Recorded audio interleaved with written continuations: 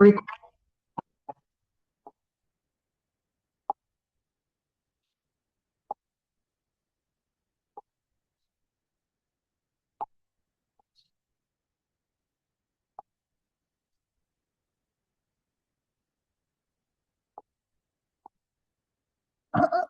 Online பிள்ளைகளுக்கு குரல் கேக்குதாமா? ஐயா கேக்குதுங்க ஐயா. நல்லது. இன்னைக்கு நம்ம புது கவிதைகள் அப்படின்றத படிக்க போறோம். புது கவிதைகள் முதல்ல சிலபஸ்ல எங்க கொடுக்கப்பட்டிருக்கு. ஏன் புது கவிதைகளுக்கு தனி புத்தகம் படிக்க வேண்டிய தேவை இது முதல்ல நம்ம தெரிஞ்சுக்கலாம். புது கவிதைகள் அப்படின்றத தமிழ் இலக்கிய வரலாறுல நிறைவு பகுதியில நமக்கு தொல்காப்பியம், சங்க இலக்கியம், அகம்புறம் 6 காலங்களா நம்ம பிரிச்சு படிச்சோம். அது ரொம்ப முக்கியமானது. சங்க இலக்கியம் தொடர்பான கேள்விகள் கேட்போம். அடுத்தது அற இலக்கியங்களுக்கான கேள்விகள், அடுத்தது பக்தி இலக்கியங்களுக்கான வடிவங்கள், சிற்றிலக்கியங்கள்ல நாவல், சிறுகதை, புது கவிதைன்னு இருக்கு. இந்த புது கவிதை புதுமை படைப்புகளின் ஆக்கத்தில் வேறுபட்ட அரசியல் கருத்தாக்கங்களின் தாக்கம். கிட்டத்தட்ட நம்ம சொல்லுவோம் கரண்ட் அஃபேர்ஸ், இன்னைக்கு நடக்கிற நிகழ்வினுடைய இலக்கிய மாற்றங்களை நம்ம தெரிஞ்சுக்கணும். இதுக்காக தான் நம்ம புதுக்கவிதையின் தோற்றமும் வளர்ச்சியும் என்ற வள்ளிக்கண்ணன் அவர்கள் எழுதியிருக்கிற புத்தகத்தை நம்ம படிக்கிறோம். வள்ளிக்கண்ணன் அவர்கள் புதுக்கவிதையில தொடக்க நிலையை எழுதி கொண்டிருந்த ஒரு ஆளுமை. அவரே என்ன பண்றாருன்னு கேட்டீங்கன்னா, புதுக்கவிதையினுடைய தோற்றத்தையும் வளர்ச்சியும் குறித்து அவரே ஒரு நூல் எழுதுறாரு. இந்த புத்தகத்துல இருந்து நம்ம அப்சாக்ட் எடுக்கணும். அவங்க சுபாஷ், அண்டாவது மழை பெய்தாலும் வந்துட்டீங்க, எல்லாரும் ஆன்லைன் மாறிட்டாங்க. எல்லாருமே எனக்கே இந்த மழையில எழுதுறது ரொம்ப கஷ்டமா தான். நல்ல குளிர் அடிக்குது. சென்னையில ரோடு முழுவதும் தண்ணி நிக்குது. நமக்கு புதுக்கவிதையின் தோற்றமும் வளர்ச்சியும் வள்ளிக்கண்ணன் எந்த இல்லுன்னு பாத்துக்கோங்க. ஏன்னா தன்னதுல வள்ளிக்கண்ணனுக்கு அந்த இல் போடலாம் அப்படின்னு நினைப்போம். இது பொதுவா தமிழ்ல ரெண்டுமே இடையினல் ஆனாதான். எரள வழல ரெண்டுமே இடையினல் ஆனாதான். பொதுவா நம்ம பள்ளிக்கூடத்துக்கு போடுறது, பள்ளி போறதுன்னு சொல்லுவோம். ஆனா இப்ப இருக்கிற தமிழாசிரியர்கள் என்ன சொல்றாங்கன்னா, இந்த கோடு வளைஞ்சு மேல வர்றதால இதுக்கு பேரு மேல் நோக்குலா. கடைசியா முடியும் போது மேல் நோக்கி முடியுது. இந்த லானா கீழே முடியறதால இதுக்கு பேரு கீழ் நோக்குலா அப்படின்னு ஒரு பேரு வச்சிருக்கிறாங்க. அது புத்தகத்துல எழுத வேண்டாம், விடைத்தாள்ல உங்களுக்கு புரியறதுக்காக அந்த வள்ளிக்கண்ணன். அப்போ புது கவிதைகள் என்ன ஆகுது அப்படின்னு கேட்டீங்கன்னா, நம்முடைய அச்சு இயந்திரங்கள், காகிதங்களுடைய கண்டுபிடிப்புகளுக்கு பிறகு தமிழ் இலக்கிய பரப்புல ஒரு ஜனநாயக தன்மை ஏற்படுது. ஜனநாயக தன்மைனாக்கா யார் வேண்டுமானாலும் இலக்கியத்தில் பங்கேற்க முடியும் என்கிற நிலை. அதுவரையில ஆசிரியப்பா, தேமா, புலிமா, வஞ்சிப்பா தெரிஞ்சவங்களும், எதுகை மோனி தெரிஞ்சவங்க தான் கவிஞர்கள் என்ற நிலையிலிருந்து உடைத்தெறிந்து யார் வேண்டுமானாலும் கவிதை எழுத முடியும் என்கிற நிலை ஏற்படுகிறது. அதுதான் புதுக்கவிதையினுடைய மிக முகாமையான வடிவம். இப்ப புதுக்கவிதை எழுதுறவங்களுக்கு தேவா, புலிமா தெரியாதான்னு கேட்டா, தெரிஞ்சவங்க சிலர் எழுதுகிறார்கள். ஆனால் தெரியாதவர்கள் பலர் எழுதுகிறார்கள். தங்களுடைய உணர்வுகளை, வலியை, தங்களது அங்கதத்தை, தங்களது அரசியல் மீதான விமர்சனத்தை ரொம்ப எளிய சொற்கள்ல சொல்லிட்டு போய் வெற்றி அடையக்கூடிய இந்த முறை பிரான்ஸ் நாட்டுல முதல்ல தொடங்குகிறது. எப்பொழுதுமே பிரான்ஸ் நாட்டுல இருந்தா பல்வேறு இலக்கிய, அதுக்கு பேரு வேர்ஸ் லிப்ரே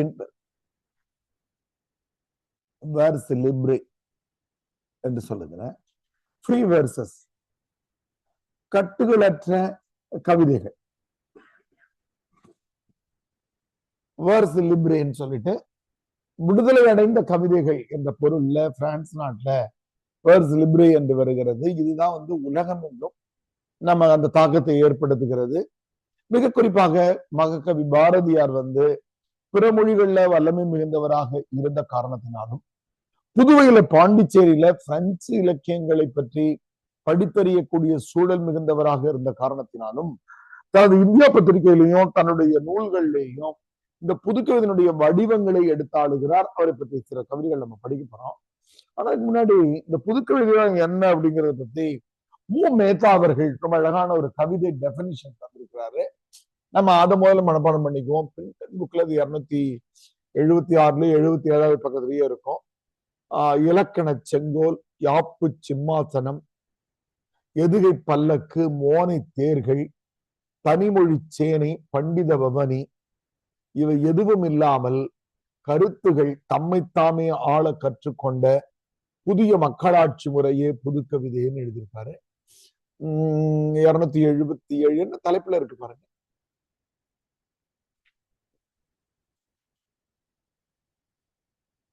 ஆஹ் 72 என்ன தலைப்பு இது? எத்தனாவது தலைப்பு? என்னமா யாக்கு என்ன? இல்ல இது இந்த இந்த இந்த தலைப்பு பெரிய தலைப்பு.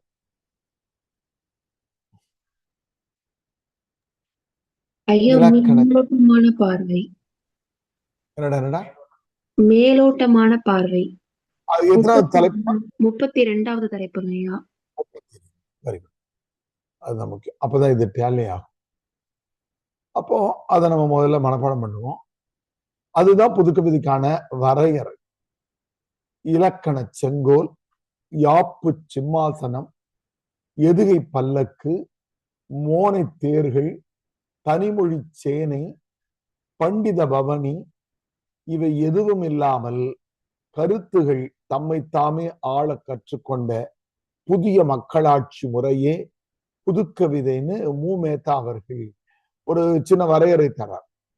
இந்த புதுக்கவிதைகள் என்பது என்னன்னு கேட்டீங்கன்னா, அது வரையில் இருந்த இலக்கண வரையறைகளை உடைத்து கொண்டு தேமா புலிமா இருக்கணும், எப்படி எதுகை இருக்கணும் அப்படின்ற இதுதான் புதுக்கவிதைக்கான வரையறை.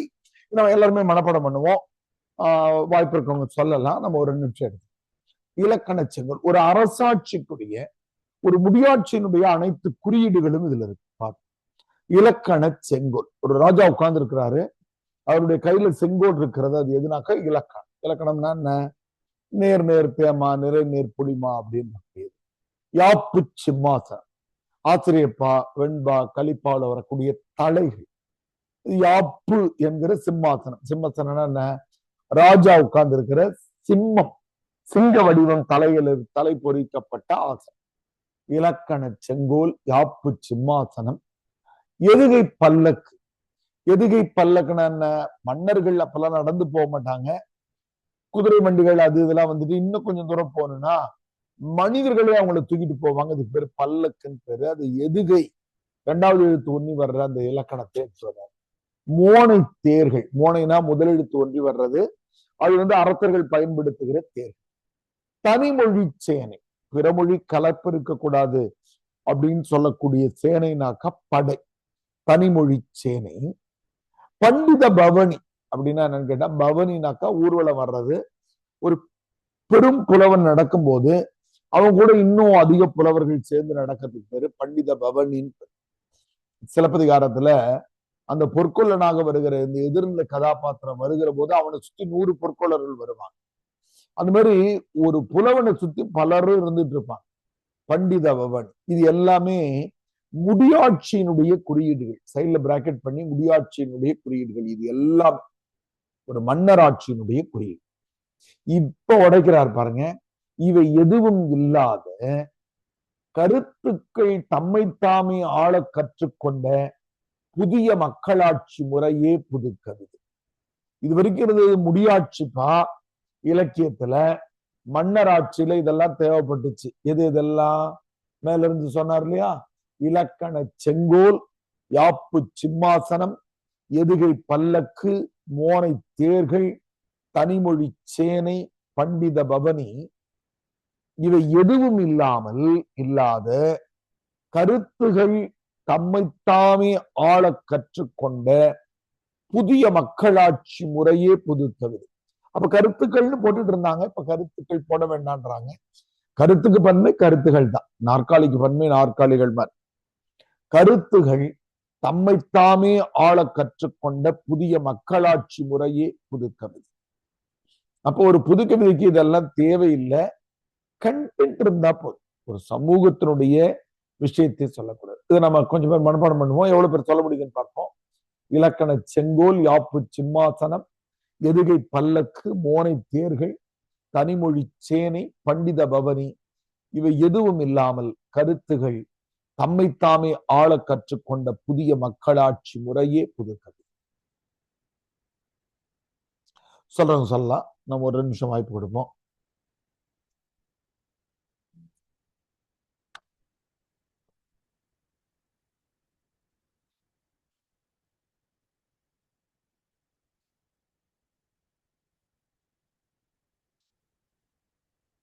தீபலட்சுமி, கயல்விழி, பன்னீர்செல்வம், பிரியலட்சுமி, டெல்லி பாபு, தேன் மலர், ஆர்த்திகண்ணன், மோகன பிரியா, கோமதி, கிருஷ்ணா, முரளி, நந்தியா, நவநீத பாண்டியன், நிகிதா வெங்கடேசன், புலிராஜா, ரச்சிகா பிரபா, ரோஹிணி வெங்கடேசன். குட். ஐயா. சொல்லுமா கயல்விழியா? ஆமாங்க ஐயா. சொல்லுங்கம்மா. இலக்கண செங்கோல், யாப்பு சிம்மாசனம், எதுகை பல்லக்கு, மோனை தேர்கள், தனிமொழி சேனை, பண்டித பவனி இவை எதுவும் இல்லாத கருத்துகள் தம்மைத்தாமே ஆள கற்றுக்கொண்ட புதிய மக்களாட்சி முறையே புதுக்கவிதை. புதிய மக்களாட்சி முறையே புது கவிதை. இது வந்து நம்முடைய மு. மேத்தா அவர்களுடைய மேற்கோள். வேற யார் சொல்றீங்க ஆன்லைன்ல? ஐயா நான் சொல்றேங்க ஐயா. சொல்லுங்கம்மா, டெல்லி பாபு சொல்லுங்க. ஐயா, இலக்கண செங்கோல், யாப்பு சிம்மாசனம், எதுகை பல்லக்கு, மோனை தேர்கள், தனிமொழி சேனை, பண்டித பவனி இவை எதுவும் இல்லாத கருத்துக்கள் தம்மைத்தாமே ஆள கற்றுக்கொண்ட புதிய மக்களாட்சி முறையே புதுக்கவிதை. நன்றி. புதிய மக்களாட்சி முறை. Very good. ஐயா நான் சொல்றேன் ஐயா. சொல்லுமா தேன்மலர். இலக்கண செங்கோல், யாப்பு சிம்மாசனம், எதுகை பல்லக்கு, மோனை தேர்கள், தனிமொழி சேனை, பண்டித பவனி இவை எதுவும் இல்லாத கருத்துக்கள் தம்மை தாமே ஆள கற்றுக்கொண்ட புதிய மக்களாட்சி முறையே புதுக்கவிதை. புதுக்கவிதை. தேன்மொழி ஓகே. இன்னொருத்தங்க யார் மைக் ஆன் பண்ணது? தீபலட்சுமி. தீபலட்சுமி சொல்லுங்க. இலக்கண செங்கோல், யாப்பு சிம்மாசனம், எதுகை பல்லாக்கு, மோனை தேர்கள், தனிமொழி சேனை, பண்டித பவனி இவை எதுவும் இல்லாத கருத்துக்கள் தம்மைத்தாமே ஆள கற்றுக்கொண்ட புதிய மக்களாட்சி முறையே புதுக்கவிதை. Very good. தீபலட்சுமி. அடுத்து யார் சொல்றீங்கம்மா? ஐயா நான் சொல்றேன். சொல்லுங்கம்மா. ஆர்த்தி சொல்லுங்க. இலக்கண செங்கோல், யாப்பு சிம்மாசனம், எதுகை பல்லக்கு, மோனை தேர்கள், தனிமொழி சேனை, பண்டித பவனி இவை எதுவும் இல்லாத கருத்துக்கள் தம்மைத்தாமே ஆள கற்றுக்கொண்ட புதிய மக்களாட்சி முறையே புதுக்கவிதை. Very good. ஆர்த்தி ரைட். அடுத்து வேற யாருமா மைக் ஆன் பண்ணீங்க? நானாயா ரோஹிணி. ரோஹிணி சொல்லுமா. இலக்கண செங்கோல், யாப்பு சிம்மாசனம், எதுகை பல்லக்கு, மோனை தேர்கள், தனிமொழி சேனை, பண்டித பவனி இவை எதுவும் இல்லாத கருத்துக்கள் தம்மைத்தாமே ஆள கற்றுக்கொண்ட புதிய மக்களாட்சி முறையே புதுக்கவிதை. புதுக்கவிதை. நீங்க இருக்கிற தெருவுல தண்ணி அதிகம் நிக்குதாம்மா? லைட்டா இருக்கு ஐயா. நம்ம அகாடமிக்கு இதற்கு கூட கொஞ்சம் தண்ணி அதிகம் நிக்குது. இன்னைக்கு நேற்று அதிகம் நிக்கல, இன்னைக்கு அதிகம் நிக்குது அகாடமி வெளியில. வேற யார் சொல்றீங்களா? இப்போ ஆஃப்லைன்ல சுபாஷ். இலக்கண செங்கோல், யாப்பு சிம்மாசனம், எதுகை பல்லக்கு, மோனை தேர்கள், தனிமொழி சேனை, பண்டித பவனி இவை எதுவும் இல்லாத கருத்துக்கள் தம்மைத்தாமே ஆள கற்றுக்கொண்ட புதிய மக்களாட்சி முறையே புதுக்கவிதை. புதுக்கவிதை. வெரி குட் சுபாஷ். வேற யாரும் ஆன்லைன்ல சொல்றீங்கம்மா? நான் அடிக்கடி சொல்லியிருக்கேன், நான் 4-5 பேர் சொல்லிட்டாங்க, டைம் ஆகுதுன்னு நம்ம சொல்லாம இருந்தாங்க அப்படின்னு எப்பவுமே இது பண்ண தேவையில்லை. கிளாஸ்ல எப்பவுமே பேச உங்களுக்கு பெரிய நம்பிக்கை வரும். வேற யாரும் சொல்றீங்களாமா? இப்ப இந்த புத்தகத்துக்கு எப்படி நோட்ஸ் எடுக்கணும்? இந்த புத்தகம் வந்து 3 பகுதிகளாக புதுக்கவிதையினுடைய காலகட்டத்தை பிரிக்கிறது. முதல்ல பொதுவாக பாரதி எழுதியிருக்கக்கூடிய சில புதுக்கவிதைகள். ஏன்னா பாரதி இதழாளர் தம்பி எழுதி போட்டிருந்தாங்க, குரூப்ல ஷேர் பண்ணியிருந்தாங்க. பாரதி இதழாளர் பாரதியின் இதழியலுக்கு வந்து நம்முடைய பாலகிருஷ்ணன் எழுதியிருந்தாரு. இது பொதுவா பாரதியை குறித்த செய்திகள் எழுதிக்கணும். இந்த புத்தகம் இதுக்கப்புறம் 3 பகுதிகளாக பிரிக்கப்பட்டிருக்கு. நீங்க ஒன்று வந்து மணிக்கொடி காலம், இன்னொன்னு வந்து எழுத்து காலம், இன்னொன்னு வந்து வானம்பாடி காலம். இந்த 3 தான் 3மே இதழ்களுடைய பெயர்கள். இது வந்து கிட்டத்தட்ட 1939 59 வரைக்கும் இருந்தது. இது 1959-60 தொடங்கி 72 வரைக்கும் இருந்த இதழ். இது 72க்கு பிறகு வந்த 2000 வரைக்கும் வானம்பாடி இயக்கம். நம்ம 2ஆக இதை குறிக்கணும். என்ன பண்ணுன்னு கேட்டீங்கன்னா, முதல்ல கவிஞர்கள் யாரெல்லாம் இந்த காலகட்டத்துல இருந்தாங்க, இதழ்கள் எதெல்லாம் இருந்தது, அப்புறம் சில கவிதைகள். ஒண்ணுலயும் நம்ம இந்த மாதிரி குறிக்கணும். ஒரே பக்கத்துல அப்சாக்ட் எடுக்க தேவையில்லை. மணிக்கொடியே 3 பிரிச்சுக்கிட்டு அந்த காலகட்டத்தினுடைய புகழ்பெற்ற கவிஞர்கள் எந்த மாதிரி இதழ்கள், அதுக்கு நேரா உங்களுக்கு தொடர்புடையதா இருக்கணும்ன்றது கிடையாது. கவிஞர்கள் தனி, இதழ்கள் தனி, அந்த காலத்தினுடைய புகழ்பெற்ற கவிதைகள். அதே மாதிரி இது 3ஆ பிரிச்சுக்கணும். கவிஞர்கள், இதழ்கள், கவிதைகள். அதே மாதிரி கவிஞர்கள், இதழ்கள், கவிதைகள். இந்த மாதிரி பிரிச்சுட்டோம்னா இது போதும். அப்போ நம்ம பொதுவா புதுக்கவிதையின் தோற்றம் வளர்ச்சின்னு இது வரைக்கும் யூபிஎஸ்சி கேட்டிருக்காங்க. ஆனா நம்ம எக்ஸ்பெக்டட் கொஸ்டின்ஸ்ல நாம மட்டும் கிடையாது, நம்முடைய மற்ற பேரலல் அகாடமிக்ஸ் கூட என்ன போடுவாங்கன்னா, மணிக்கொடி காலம், எழுத்து காலம் அப்படின்னு கேள்விகள் கேட்கறதுக்கு வாய்ப்பு இருக்கு அப்படின்னு சொல்லிக்கிட்டே வருவாங்க. பொதுவா இது. அப்போ இந்த புத்தகத்தை எழுதுகிற வள்ளிக்கண்ணனே அவரே வந்து இந்த புதுக்கவிதையினுடைய நேரடியான பங்களிப்பாளராக இருக்கிறார். இந்த புதுக்கவிதையினுடைய இரட்டையர்களாக அறியப்படுகிற ந. பிச்சமூர்த்தி, கூப்ப ராஜகோபாலன், இவங்க நீங்க கவிதைகள்லையும் படிப்பீங்க. இவங்க வந்து நம்முடைய சிறுகதை பக்கத்திலையும் சாதனை செஞ்சார். இவங்க வந்து முதல்ல பாரதியார் எந்த மாதிரியான கவிதைகளை எழுத தொடங்கி இருக்கிறாரு அப்படிங்கிற கவிதைகள், நம்ம இங்க இருக்கக்கூடிய கவிதைகள் பக்கமா நின்றுட்டு இந்த புத்தகத்துக்கு போயிடலாம். பாரதி ரொம்ப அழகான ஒரு மேற்கோள் தரார் புது கவிதைக்கு.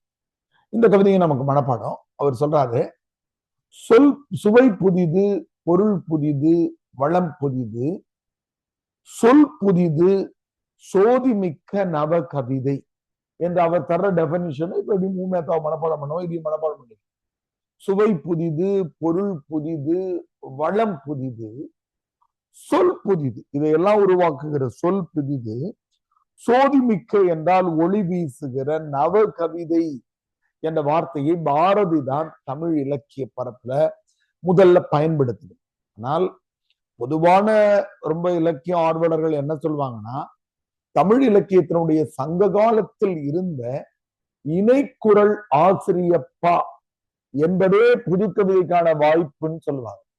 இணைக்குரல் ஆசிரியப்பான்னு ஒரு ஆசிரியப்பா வகைகள்ல இணைக்குரல் ஆசிரியப்பான்னு ஒண்ணு இருந்தது. அது எப்படின்னா, அதுக்காக எப்படி இலக்கணம் தந்திருக்காங்கன்னா, முதல் வரி 4 சீரு, அடுத்த வரி 4 சீரு இருக்கணும், நடுவுல 2 அடிகள் 3 சீரு, அடுத்த 2 அடிகள் 2 சீரு, இப்படி வச்சு எழுதலாம் அப்படின்னு ஒரு இலக்கணம் இருக்கிறது. இணைக்குரல் ஆசிரியப்பா ரொம்ப ஃபேமஸான அழகான ஒரு காதல் கவிதை அதுல எழுதப்பட்டிருக்கிறது. நீரின் தன்மையும், கூகுள்ல தேடிங்கன்னா கிடைக்கும், எடுங்க. நீரின் தன்மையும் தீயின் வெம்மையும் சார சார்ந்து தீர தீரும், சாரல் நாடன் கேண்மை சார சார தார்ந்து தீர தீர தீர் கொள்ளாது. அந்த கவிதை எப்படி இருக்குன்னா, இது ரெண்டும் ஆக்சுவலா இந்த கவிதை எப்படி இருக்குனாக்கா, அது எழுதலான்னு இலக்கணம். ஆனா நாம படிக்கிற இந்த கவிதை எப்படி இருக்குனாக்கா, இந்த 2 வரையும் 2 சீரு, இந்த 2 வரையும் 3 சீர், இந்த மாதிரி அமைஞ்சிருக்கு. இது முதல் அடி, இது கடைசி, 2வது 3வது அடி இருக்கு, 4வது 5வது அடியில 3 சீரு, 6வது. நீரின் தன்மையும் தீயின் வெம்மையும் சார சார்ந்து தீர தீரும், சாரல் நாடன் கேண்மை சார சார சார்ந்து தீர தீர தீர்பொல்லாதே அப்படின்னு இந்த மாதிரி அமைப்புல இருக்கு. அந்த பாடலை தேர்ந்தீங்கன்னா நீரின் கயல்விழி எடுத்து போட்டிருக்காங்க. நீரின் தன்மையும் தீயின் வெம்மையும் குரூப்லயும் போடு, அது தேர்ந்தீங்கன்னா வாட்ஸ்அப்லயும் போடு. அப்போ அங்கேயே நமக்கு தமிழ் இலக்கண பரப்பு எதை தருகிறதுனா, பழையன கழிதலும் புதியன புகுதலும் வழுவு அல கால வகையினால். பழைய செய்திகளை நாம ஒதுக்கி விடுவதனும் புதிய செய்திகளை ஏற்றுக்கொள்வதும் குற்றம் கிடையாது அப்படின்னு புது கவிதைகளுக்கு தந்திருக்கு. ஒரு தொல்காப்பிய நூற்பா என்ன சொல்லுது, விருந்தே தானே புதுவதன் நேற்றேன்னு சொல்லுது. விருந்தே தானே புது, அந்த நூற்பாவை எடுத்து போடுங்க. அது எனக்கு தெரியும் ஆப்பியல் நினைக்கிறேன். விருந்தே தானே புதுவதன் நேற்று. விருந்துனாக்க விருந்தினர் கிடையாது, அந்த காலத்துல புதுமையினர், நியூனஸ், கிரியேட்டிவ். அந்த மாதிரி நம்ம செய்யக்கூடியதை புதுமைகள் செய்யலாம் அப்படின்னு நமக்கு இலக்கணம் வாய்ப்பு தந்திருக்கு. ஆனா நடுவுல புலவர்கள் கட்டோட எழுதிட்டு இருந்தாங்க. அதுலயும் கட்டு யார் உடைக்கிறாங்கன்னா, ஆசிரியப்பா என்பது 4 சீர் தான் இருக்கலாம் அப்படின்னு நினைக்கிற இடத்துல திருத்தக்க தேவர் தான் சிவக சிந்தாமணியில முதன்முறையாக 5 சீர் 6 சீர்லாம் வச்சு எழுதுறாரு. 6 சீர் 7 சீர்லாம் வச்சு எழுதுறாரு. கம்மன் அதுல உயரம் தொடர்றார். கம்மன் தான் 7 சீர். இதுவே அந்த காலத்துல புது கவிதை தான். திருத்தக்க தேவர் 4 சீரே எல்லாரும் எழுதுகிறது. 4 தான் இருக்கும். யாதும் ஊரே யாவரும் கேளீர், தீதும் நன்றும் பிறர் தர வாரா. 4 சீர் தான் வச்சு எழுதுவாங்க, இல்ல 3. தொல்காப்பியத்தினுடைய இலக்கண வரையறைகளே அதான். ஆனா பழைய நூல்கள் சில எல்லாமே வருவது. இதுல 6 7ஆம் திருத்தக்க தேவர் தான் சிவக சிந்தாமணியில முதலா 5 6 சீர்கள் வச்சு எழுதுறாரு. அதுக்கே எதிர்ப்பு கிடைக்கிறது. அதுதான் கம்பன் சொல்லுவாரு, திருத்தக்க தேவன் இருந்து ஒரு அகப்பையை நான் எடுத்துக்கிட்டேன், திருத்தக்க தேவனுடைய சந்தங்கள் முறைகளை எடுத்துக்கிட்டு, அதுவே அந்த காலத்துல புது கவிதை. அப்புறம் நம்ம சிற்றிலக்கிய காலத்துல வரக்கூடிய, பாப்பா அந்த நூற்பா போட்டிருக்காங்க, சிற்றிலக்கிய காலத்துல வரக்கூடிய சிந்து வகைகள், தனி சொல்லு, மீண்டும் பாடுதல், இது எல்லாமே மரபு இலக்கியங்கள் மேல கை வச்சு, ஆனா மரபு இலக்கியங்களுக்கு உட்பட்டு இசைப்பாடல்களாக சிற்றிலக்கியத்துல உருவாகிறது. ஆனால் ஆங்கிலேயருடைய வருகைக்கு பிறகு அல்லது உலக இலக்கியங்களுடைய தாக்கத்துக்கு பிறகுதான் வசன கவிதைகள் என்று சொல்லப்படுகிற இந்த கவிதைகள் வருகிறது. சொல் புதிது, பொருள் புதிது, வளம் புதிது, சுவை புதிது, பொருள் புதிது, வளம் புதிது, சொல் புதிது, சோதிமிக்க நவ கவிதை என்று பாரதியார் எழுதுகிறாரு. பாரதியாருடைய ஒரு அழகான கான்செப்ட் ஒரு கவிதையில் இருக்கு.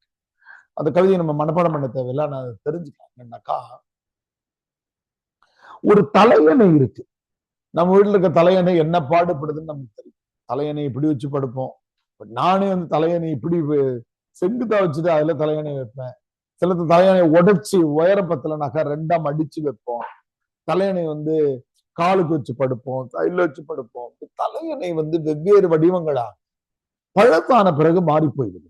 ஆனால் தலையணையின் உள்ள இருக்கிற பஞ்சு என்கிற ஆற்றல் இருக்கு இல்லையா, அது இப்பெல்லாம் காற்று மாதிரியான ஏர் பில்லோலாம் வருது. இந்த ஆற்றல் ஒன்றாகத்தான் இருக்கு.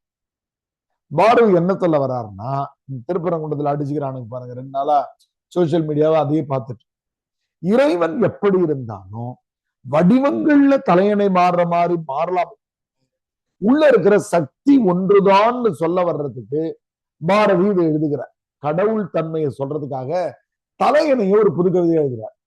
எனக்கு முன்னே ஒரு பஞ்சு தலையணை கிடக்கிறது, அதற்கு ஒரு வடிவம், ஓரளவு ஒரு நியமம் ஏற்பட்டிருக்கிறது. இந்த நியமத்தை அறியாதபடி சக்தி பின்னே நின்று காத்து கொண்டிருக்கிறாள். கடைசியா முடிக்கிறார் பாருங்க, வடிவம் மாறினும் சக்தி மாறுவதில்லை, எங்கும் எதனிலும் எப்போதும் எல்லாவித தொழில்களும் காட்டுவது சக்தி, வடிவத்தை காப்பது நன்று, சக்தியின் பொருட்டாக. கடவுள் என்கிற செய்தியை காப்பாற்றுறதுக்காக வேணா வடிவத்தை வச்சிருக்கலாம், தவிர மோர் இம்பார்ட்டன்ட் சக்தி என்பதுதான். தலையணைக்குள்ள இருக்கிற பஞ்சுதான் முக்கியமே தவிர, தலையணை செவ்வகமா இருக்கா, சதுரமாக இருக்கிறதா, வட்டமாக இருக்கிறதா, பழசாயிடுச்சா அப்படின்றதெல்லாம் செய்தி இல்லை என்று கடவுள் தன்மையை சொல்வதற்கு ஒரு புது கவிதை எழுதியிருக்காரு. அது கான்செப்டை மட்டும் நம்ம லேசா படிச்சுட்டா. அதே போல பாம்பு பிடாரன்னு நம்முடைய மகுடி வாசிக்கிற பாம்பு பிடாரனை பற்றியும் எழுதுறாரு. பாருங்க, ஞாயிறை பத்தி எழுதுறாரு. நாம் வெம்மையை புகழ்கிறோம், வெம்மை தெய்வமே, ஞாயிறே ஒளி குன்றே. சூரியன் தான் நமக்கு தெரியும் primary source of all energies. நாம் இந்த உலக உருண்டையில் பயன்படுத்துகிற எல்லா ஆற்றல்களின் மூலமும் சூரியன் தான் சோர்ஸ். அவர்தான் கொண்டு வந்து விட்டமின் டி தரார் நமக்கு. அவர்தான் தாவரங்களுக்கு ஒளிச்சேர்க்கைக்கு பயன்பட்டு அந்த தாவரங்கள் வளர்ந்து, அந்த தாவரங்களை உண்ணுகிற விலங்குகள் வளர்ந்து, சில நேரங்கள்ல நமக்கு தேவையான விலங்குகளை உண்கிறோம். இப்படி சூரியன் இல்லைன்னா நம்ம எல்லாமே முடிஞ்சு போயிடும். அத பாரதி ஒரு புது கவிதையில, நாம் வெம்மையை புகழ்கிறோம், வெம்மை தெய்வமே ஞாயிறே, ஞாயிறே நின்னை பரவுகிறோம் என்று ஞாயிறை பற்றி ஒரு புது கவிதை எழுது. இப்ப ஐயா நமக்கு 2 பேரை அறிமுகப்படுத்துறாரு. இந்த 2 பேரும் இந்த கட்டுரையில ரொம்ப முக்கியமானவங்க. அவங்க யாருன்னு கேட்டீங்கன்னா, ந. பிச்சமூர்த்தி, கூப்ப ராஜகோபாலன். இவங்க 2 பேருக்கும் ஏன் நாம புதுக்கவிதை உலகத்துல நன்றி சொல்லணும்னா, இவங்க தான் தமிழ் இலக்கிய பரப்புல முதல் முறையில புதுக்கவிதை எழுதுறாங்க. நீங்க புதுசா எதை செஞ்சீங்கனாலும் பெரிய எதிர்ப்பு வரும். அப்படி இவங்க புதுக்கவிதை எழுதுகிற போது பெரிய கேலி பண்றாங்க. ஏன்டா உங்களுக்கு எல்லாம் தேமா புளிமா படிக்க தெரியலையா, வசனத்தை உடைச்சு போட்டு எழுதுறீங்க, இதுக்கு பேரு புதுக்கவிதையான்னு பெரிய விமர்சனங்கள் வருகிறது. புதுக்கவிதையினுடைய வடிவத்தை காப்பாற்றிய பெருமை ந. பிச்சமூர்த்திக்கும் கூப்ப ராஜகோபாலனுக்கும் உண்டு. நாப்பி கூப்பார என்று நீங்க பழைய கட்டுரைகள்ல படிக்கும் போது படிக்கலாம். இவங்க 2 பேருடைய சமகாலத்திலயும் வள்ளிக்கண்ணனும் இருக்கிறாரு. அவரே புத்தகத்தை எழுதுறதால தன்னை அவர் இது பண்ணுவாரு. இப்ப பாருங்க, 1930களின் பிற்பகுதியில் தான் இந்த புதுக்கவிதை தொழில்விட தொடங்கியது. நான் புதுக்கவிதை அவர் தன்னை பத்தி சொல்றாரு, மணிக்கொடி காலம் 1939 நான் போட்டேன், அதை 34 தெரிஞ்சுக்கோங்க. இந்த இடத்துக்கு நேரா 1939 நான் போட்டேன் மணிக்கொடி காலத்தை. மணிக்கொடி இதழ் தொடங்கப்பட்டு 34, கிட்டத்தட்ட 4-5 வருஷம் கழிச்சுதான் ட்ரெண்ட்ல இருக்கவே புதுக்கவிதையை ஏத்துக்க ஆரம்பிச்சு. மணிக்கொடி 34 அது வருகிறது. அப்ப பாத்தீங்கன்னா புதுக்கவிதையோட மணிக்கொடியில் தான் எழுதுறாரு. 37ல தான் கிளிக்கூண்டு என்கிற ஒரு கவிதை புதுமைப்புத்தன் பொறுப்புல வரும்போது நா. பிச்சமூர்த்தியினுடைய ஒரு கவிதை வருகிறது. அது ஆத்திரேப்பா வெண்பாவாக இல்லாம, மடல்கள் குவிந்தன, வானத்து ஜபந்திகள் மின்னின, காவிரி நாணல்கள் காற்றில் மயங்கின, காவிரி மணலில் குழந்தைகளின் கும்மாளம்னு ஒரு ஆற்றங்கரையினுடைய படிம காட்சியை புதுக்கவிதையாக நா. பிச்சமூர்த்தி எழுதுகிற கவிதை 1937. அதான் நாங்க 39ன்னு போட்டேன். 34ல இதழ் தொடங்கி இருந்தாலும் மணிக்கொடியில இலக்கிய கட்டுரைகள் தான் வந்துகிட்டு இருக்கு, விடுதலை பத்தி செய்திகள்லாம் இருக்கு. 37ல இந்த கவிதை வர தொடங்குகிறது. அப்புறம் கொஞ்சம் கொஞ்சமா நம்முடைய கூப்பாரானுடைய வசன கவிதைகள் வேற வித. ஏர் புதிதான்னு ஒரு கவிதை எழுதுறாரு. ஒரு உழவனுடைய நம்பிக்கையை சொல்லுவதாக அந்த கவிதை இருக்கிறது. ஏர் புதிதான் அப்படின்னு, முதல் மழை விழுந்ததும் மேல் மண் பதமாகிவிட்டது. கடைசிக்கு வருகிற, மாட்டை தூண்டி கொழுவை அழுத்து மண் புரளும் மழை பொழியும். கொழுனா உங்களுக்கு தெரியும், அந்த ஏற்கலப்பினுடைய அடிப்பகுதி இரும்புல இருக்குல்ல, அது கொழு. மண் புரளும் நிமிரும் அப்படின்னு ஒண்ணு எழுதுறாரு. பேருக்கும் உள்ள வித்தியாசம் என்ன அப்படின்னு கேட்டீங்கன்னா, மணிப்பூரத்தை காப்பாற்றுவதற்கே சிக்கலுக்கு உள்ளாகிறாங்க. சமூகம் சமூக செய்திகளை எழுத ஆரம்பிக்கிறாங்க. வானம்பாடி காலத்துலதான் நம்ம கருப்பு மலர்கள்லாம் வந்துருது. விளிம்பு நிலை மக்கள் இன்னும் சமுதாய விழிப்புணர்வு இதெல்லாம் பேச ஆரம்பிக்கிறது. அப்ப இவங்களை பொறுத்த மட்டும் மணிக்கொடி காலத்துல புதுக்கவிதைன்னு ஒண்ணு இருக்குன்ற செய்தியும் இதை இலக்கிய பரப்புல போய் ஏத்துக்க வச்சுட்டா போதுன்ற போராட்டம் தான் இவங்க பெருசா நடத்த வேண்டும். ஆனாலும் அங்க ஒரு காதல் கவிதை சாதிக்கிறதுக்கு எதிராக எழுதுறாரு. அவை என்ன சோக்கு என்ன ஜோறு தெரியுமா, தீண்டாத சாதியவ கலையன் சம்பாம் பொண்ணுடா. தீண்டாத ஜாதின்னு இந்த உலகம் சொல்லுகிறது. ஆனால் அந்த பெண் என்னுடைய மனதுல காதலை உருவாக்கி இருக்கிறா. நான் அவளை காதலிக்கணும், அவளையே நினைச்சிட்டு இருக்கேன் நானு. ராப்பவலா எந்த நேரம் வேற நினைப்பு இல்ல, பாக்கி நாளு என்ன செய்வேன் சொல்லு பார்ப்போம் சொக்கா, சப்புன்னு இருக்கு ஜீவன் செத்து போனா தேவலாம்னு ஒரு இந்த பொது சமூகம் தீண்டாமையும் தாழ்ந்த சாதியும் கருதுகிற ஒரு பெண் தன்னிடத்தில் ஏற்படுத்துகிற காதல் உணர்வை சொல்லி எந்த நேரமும் அந்த பெண்ணினுடைய நினைவாவே எனக்கு இருக்கிறது, அவளை நினைக்காத நேரத்துல நான் செத்து போயிடலாம் மாதிரி இருக்கிறதுன்னு கூப்பா ராஜகோபாலன் கொஞ்சமாக புது கவிதை காலத்துல சமூகத்தில் லேசா தொடர்றார். இப்பதான் விவாதம் வருகிறது, இது என்னப்பா புது கவிதை. இப்ப இந்த இதழ்களுடைய பெயர்கள் குறிச்சுட்டே வாங்க. இதழ்கள்ல முதல்ல மணிக்கொடி குறிச்சுங்க இல்லையா, இதழ்கள்ல மணிக்கொடி குறிங்க. அடுத்து பாருங்க சூறாவளி. இங்கேயே உங்களுக்கு வேற இதழ்கள் பேரையும் ஐயா தருவார், அங்கங்க தந்துகிட்டே வருவார். இந்த காலத்துல எதெல்லாம் ஆரம்பிச்சதுன்னு அவர் சொல்றாரு. நான் புதுக்கவிதை ஆரம்பித்தது மணிக்கொடியில் தான். ஒளியின் அழைப்பு அதெல்லாம் கவிதைகளுடைய பேரு. மணிக்கொடியில தான் முதல்ல. அடுத்தது பாத்தீங்கன்னா இப்ப நாம படிக்கக்கூடிய 2வது புத்தகம் சூறாவளி. அப்ப இதழ்களுக்கு நேரா மணிக்கொடி எழுதுங்க, சூறாவளி எழுதுங்க. இங்க கவிஞர்களுக்கு நேரா நா. பிச்சமூர்த்தி, கூப்ப ராஜகோபாலன், அடுத்து வள்ளிக்கண்ணனே அவருடைய பாட்டு தான். அவனை கொஞ்சம் அடக்கமா கொஞ்சம் பின்னாடி எழுதியிருப்பார் அவருடைய கவிதைகளை. இங்க இந்த மாதிரி இது தேவையில்ல. இப்ப இதுல சில கவிதைகள் பாரதியாருடைய, நான் தனியா நோட்ஸ் எடுக்க சொன்ன மாதிரி பாரதியாருடைய கவிதைகள்ல தலையணை பற்றிய ஒரு கவிதை, இந்த மாதிரி பாரதியாருடைய நமக்கு அடிப்படை கவிதையை மனப்படம். அப்போ திரையிட்டு மறைத்த முகமும் பெண்மை ஏற்றும் பட்டாடையும் மணப்பெண் எப்படி இருக்கிறாங்க, அவன் கூடுவான் அழகுடன் அழகு பெறும். இந்த மாதிரி ஒரு கவிதை சூறாவளி இதழ்ல வருது. ஒரு காதலன் காதலியை அடைகிறது. உடனே மகராஜ் என்பவர் அதை திட்டி எழுதுறார். இது என்னடா இது, ஆங்கிலத்திலும் பிற பாஷைகளிலும் இந்த புதிய மோஸ்டர் என்றால் டைப்னு அர்த்தம், இது போன்ற பாட்டுகள் வெளிவருகின்றன. மற்ற பாஷைகளை பிடித்த பீடை தமிழையும் தொத்த ஆரம்பித்து விட்டதாக தெரிகிறது.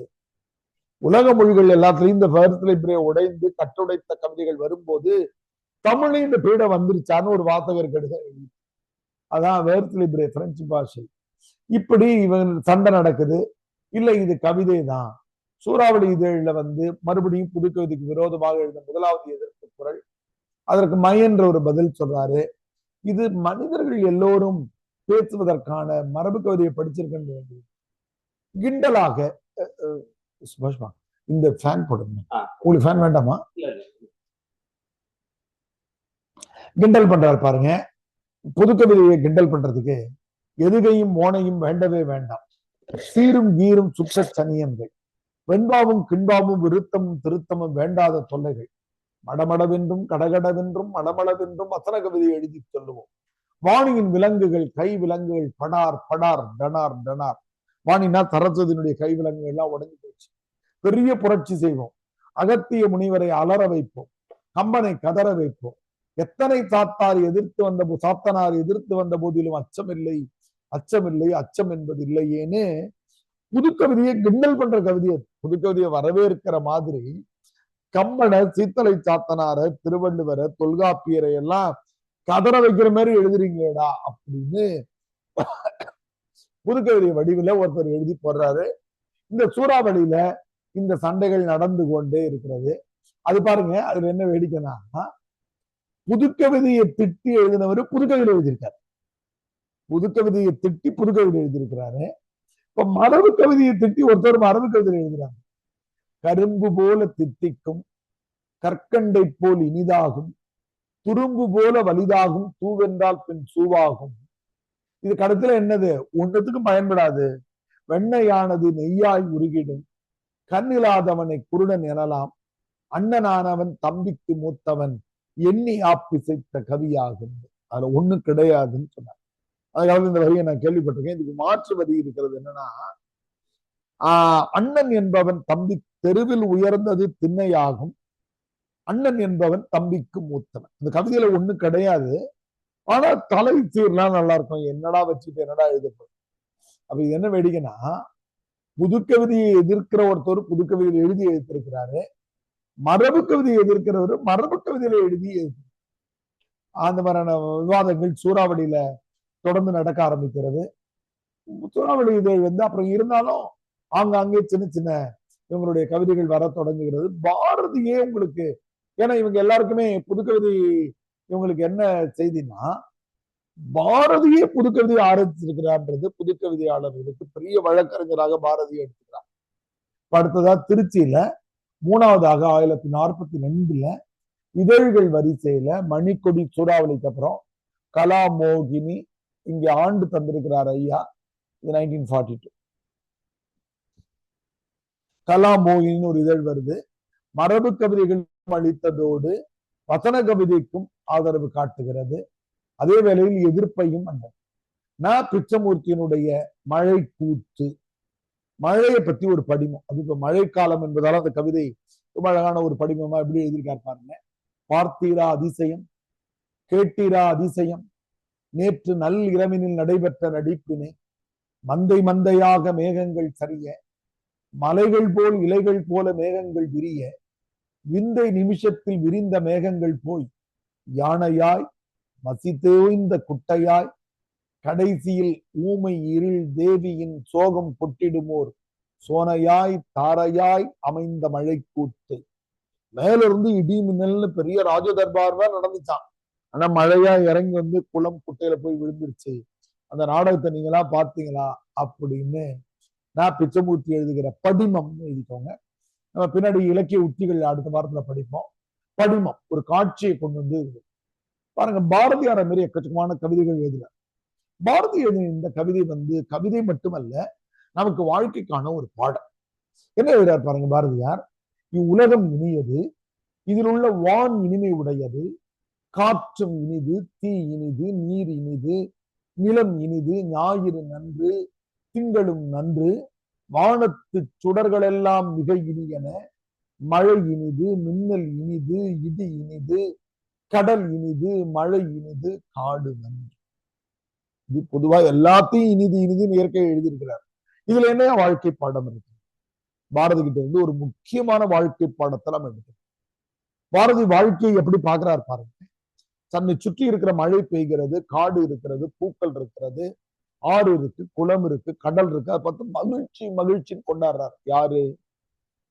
வறுமை வாய்ப்பட்டு இருந்த பாரதி பக்கத்து வீட்டுல இருந்து அவங்க மனைவி செல்லம்மாள் பாரதி வாங்கிட்டு வந்த அந்த அரிசியை காக்கைக்கு போட்டு காக்கை குருவி எங்கள் ஜாதி பாடுகிற கிட்டத்தட்ட மனநிலை பாதிக்கப்பட்ட கவிஞனாக இருந்தவரு, தன்னுடைய சொந்த இனத்திலேயே குடுமையை வெட்டி எரிஞ்சிட்டதுக்காக புறக்கணிக்கப்பட்டவரு, கிழிஞ்சு போன கோட்டை போட்டுக்கிட்டு பெரிய ராஜா மாதிரி சுத்தி வந்தவரு, வெள்ளைக்காரர்களை எதிர்த்து இந்தியா பத்திரிகையை வறுமையில நடத்தி பாண்டிச்சேரிக்கு போய் தலைமறைவு வாழ்க்கை நடத்தி வாழ்ந்தவரு, தன்னுடைய குழந்தைகளை கூட பார்த்துக்க முடியாத நிலையில வெறும் 39 வயதுல இறந்து போனவர். 1882க்கும் 1921க்கும் இடைப்பட்ட பகுதியில வாழ்ந்தவர். கனக லிங்கம் என்கிற கனகலிங்கம் என்ற தாழ்த்தப்பட்ட சிறுவனை வீட்டுக்கு கூட்டு அவனுக்கு பூணூல் போட்டு இன்னையிலிருந்து நீ ஐயராயிட்ட என்று கலக குரல் தந்த பாரதியின் வாழ்க்கை சிக்கல் நிறைந்தது. பொருளாதாரம் காவல் துரத்துகிறது, உறவினர்கள் பைத்தியக்காரன்றாங்க, சமகாலத்துல அவருடைய கவிதைகளை வாங்கறதுக்கோ பாராட்டுறதுக்கோ ஆட்கள் இல்ல. ஆனா அவர் எழுதுறாரு, இவ்வுலகம் இனியது, இதில் உள்ள வான் இனிமை உடையது, கடல் இனிது, மழை இனிது, காடு நன்று. பெர்ஸ்பெக்டிவ், நம்முடைய பாயிண்ட் ஆஃப் வியூ எப்படி இருக்கணும்ன்றதுக்கு பாரதி ஒரு பாடம். நீங்க என்ன இது பண்ணாலும் மனிதனாக பிறந்திருக்கிறீங்க, உங்களுக்கு அறிவு வேலை செய்கிறது, இந்த சூழ்நிலையை கொண்டாட்டத்துக்குரியது. நீ கொஞ்சம் யோசிச்சு பாத்தீங்கன்னா, ராஜாக்களுக்கு இல்லாத வசதியோட நாம இருக்கிறோம். ஒவ்வொருத்தவங்களும் தனி மனிதர்களும். ராஜாக்கள் ஒரு காலத்துல ஒரு ஊர்ல இருந்து இன்னொரு ஊருக்கு கிளம்பி போனோம்னா பாதுகாவலர்களை கூப்பிட்டுக்கிட்டு பல்லக்கில் உட்கார்ந்துட்டு தேர்ல உட்கார்ந்துக்கிட்டு நடுவில் சிங்கம் வருமா, புலி வருமா, ஆறலை கல்வர்கள் வருவாங்களா, அம்பு விட்டான்னா இறந்து போயிடுவாங்க. இப்ப நமக்கு எதுவுமே இல்லை. அழகா ஒரு ஏசி பஸ், திருச்சிக்கு எவ்வளவு டிக்கெட்டு? 810 ரூபா. அழகா போடுறோம், போர்வை அவனே கொடுத்துட்றான், படுத்து தூங்கிட்டு போறோம். செல்போன், டிவி, எவ்வளவு வசதிகள். வீட்டுக்கு சிலிண்டர் வருது, 2 வீலர் ஓட்டிக்கிட்டு இருக்கிறோம், கார் இருக்கு, எங்க வேணாலும் பெட்ரோல் பங்க் இருக்கு. கொஞ்சம் யோசிச்சு பாருங்க. 12, 13ஆம் நூற்றாண்டு அல்லது 6, 7ஆம் நூற்றாண்டு மக்கள் கூட யோசிச்சீங்கன்னா ஒரு சொர்க்கலோகம் இங்க உருவாகி இருக்கிறது. ஆனால் மனதுக்குள்ள நம்ம தம்பி ஃபேனை போடுங்கன்ற அடுத்த பின்னாடி. அந்த காலமா இருந்தா 2 பேரை நிக்க வச்சுக்கிட்டு வித்தினாதான் ஒத்து வரும். இல்லையா அவங்களுக்கு உடம்பு சரியில்லையா இன்னைக்கு வரலையானா நீங்க என்ன பண்ணுங்க, உட்கார்ந்துருக்க வேண்டியது. அப்ப இவ்வளவு வசதிகள் புற வாழ்க்கையில வந்துருச்சு நமக்கு. ஆனா அக வாழ்க்கையில மன நிறைவு. அதான் பாரதி இந்த கவிதை ஒரு வாழ்க்கைக்கான பாடம் சொன்னார். இதே மாதிரி பாருங்க, இன்னொரு புது கவிதை பாரதி எழுதியிருக்கிறாரு. பாம்பு பிடாரன் கவிதை. மகிழி ஊதுகிற அந்த இது இருக்கு இல்லையா, அது அவன் சத்தமோ அதே காத்துதான். யார் யாருடைய காத்துலாம் வெளியில சத்தமா வருது பாருங்க. அவன் உள்ளத்திலே பாடுகிறான், அது குழலின் தொலையிலே கேட்கிறது. ஒரு கண்ணன் வாசிக்கிற போது புல்லாங்குழல் இருந்து பாடல் வருது. ஆனால் இழைச்சு போன தொம்பை பிள்ளைகளும் கத்துது, பிச்சைக்கு கத்துகின்றன. பிடாரன் குழலையும் தொம்பை குழந்தையின் குரலையும் யாரு சுருதி சேர்த்து விட்டு. 2 வெவ்வேறு காட்சிகள். ஒருத்தவன் மகுடி வாசிக்கிறான், இன்னொரு குழந்தை அழுகிறது. 2மே காற்று தேவைப்படுது. குழந்தை அழுவதற்கும் மூச்சு காற்றை பயன்படுத்திதான். அது மட்டுமா, இன்னொருத்தவன் தெருவில் வித்துட்டு போறான். வட இந்தியாக்காரங்க எல்லாம் விற்கிறாங்க பாக்குறோம். போர்வை வாங்கலையா, போர்வை 300 ரூபா 300 ரூபான்னுவான். நீங்க போயிட்டு 80 ரூபாய்க்கு கேட்டீங்கன்னா கொடுத்துட்டு போயிரு. அவன் கடையில இருந்து தூக்கிட்டு வரானா என்னன்றது தெரியாது.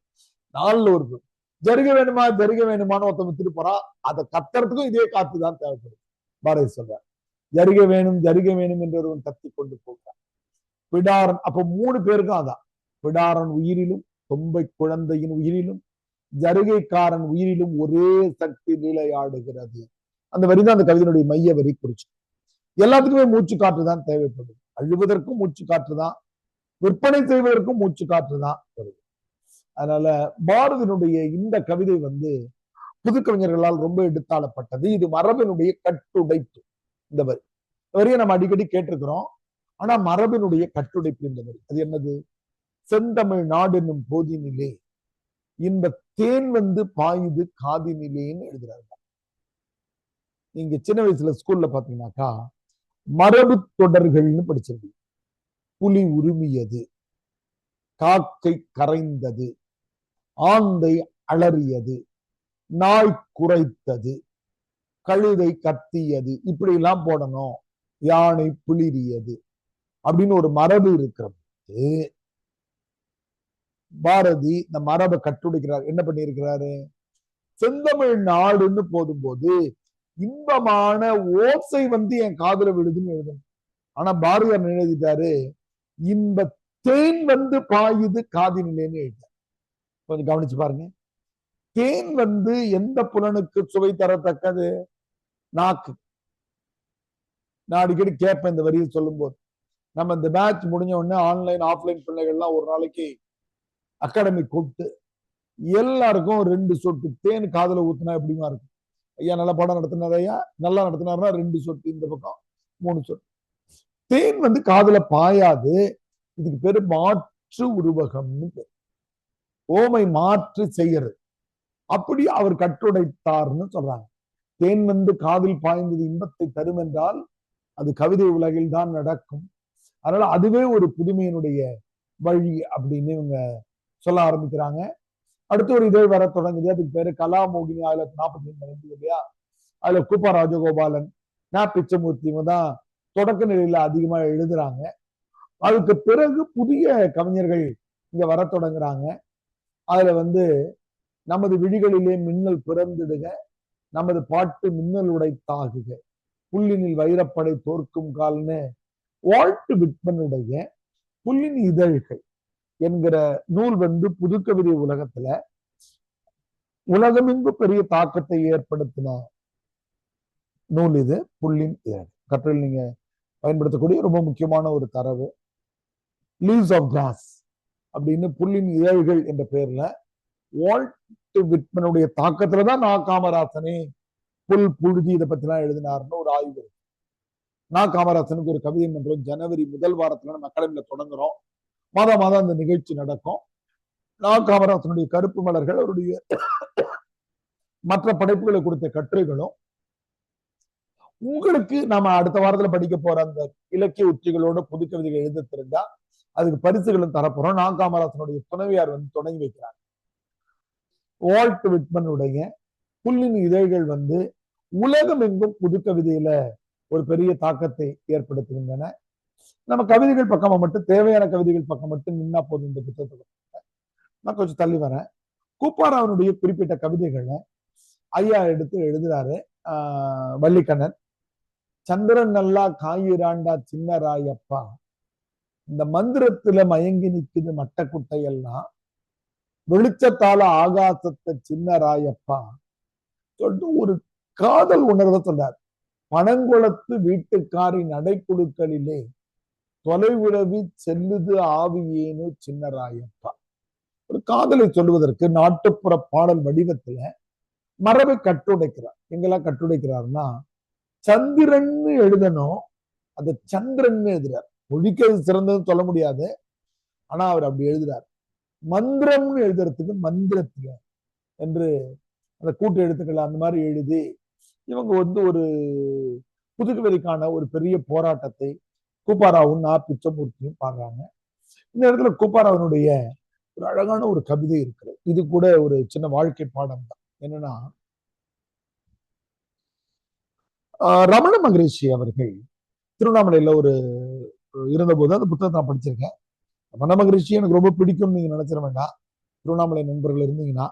ஏன்னா அவரை பத்தி எதிர்மறை செய்திகள் திருவண்ணாமலை முழுவதும் இருக்கிறது. 2 ரூபா நோட்டு அடிச்சாருன்னு சொல்லுவாங்க. அப்ப 2 ரூபா தான் பெருசு. அதனால அதை நான் சொல்ல வரல. ஆனா அவர் எழுதின ஒரு புத்தகம் நான் யாருன்னு ஒரு புத்தகம் எழுதியிருப்பாரு.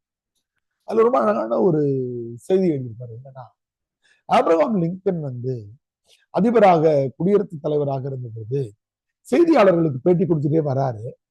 அப்படி வருகிற போது ஒரு சாலவத்துல சின்ன பன்னி மேல் பக்கமா அப்படி கிடக்குது, மேல தூக்கி விடணும், கொஞ்சம் உயரமா இருக்கு. உடனடியா ஒரு கோட்டை கழட்டிட்டு இவரே உள்ள இறங்கி மேல தூக்கி போட்டுட்டு அப்புறம் குளிச்சுட்டு வந்து பேட்டி தந்தார். ரமண மகரிஷி எழுதிட்டு அது சொல்றாரு, இந்த செயலை ஏன் செஞ்சாருன்னு லிங்கனை கேட்கும்போது லிங்கன் சொன்னாரா, இது ஏங்கயா இவ்வளவு பெரிய அதிபர், நீங்க யாரோ சொன்னா தூக்கி இல்ல, ஒருத்தவங்க தூக்கி போட்டிருப்பான், கம்பி வச்சு தூக்கி போட்டிருப்பான், அதுக்கு அடிபடுற மாதிரி தூக்கி போட்டிருப்பான். எனக்கு ஏதோ ஒரு நேரத்துல ஞாபகம் வரும், அந்த பண்ணியை சரியா தூக்கி போட்டாங்க இல்லையான்னு. இது வந்து பொதுநலம் கிடையாது, என்னுடைய தன்னலத்துக்காக தான் இது செஞ்சேன்னு அவர் சொன்னதாக ரமண மகரிஷி. அப்படிப்பட்ட ஒரு அழகான கவிதை. இது என்ன சொல்லுது பார்ப்போம். பாம்பே படமெடுத்து நீ ஏன் இப்படி மகிழி முன் மெய் மறந்து ஆடுகிறாய், பாம்பாட்டிக்கு பிழைப்பளிக்கவா? இல்லை இல்லை, ஆடி ஆடி உன் ஆவலை தீர்த்து கொள்ள. பாம்பு காதே கேட்காது, அது வேற விஷயம். பாம்பு ஏன் மகிழி எடுத்து ஆடும்போது திரும்ப தெரியுமாமா உங்களுக்கு? அது காத்து மேல வரும்போது அது மேல காத்து எங்க படுதுன்னு பார்த்து பார்த்து எடுத்துக்குது. பாம்பு காதே கிடையாது. ஆனா பாம்பு ஏன் ஆடுதுன்னா அதனுடைய மகிழ்ச்சிக்கு தான் ஆடுது.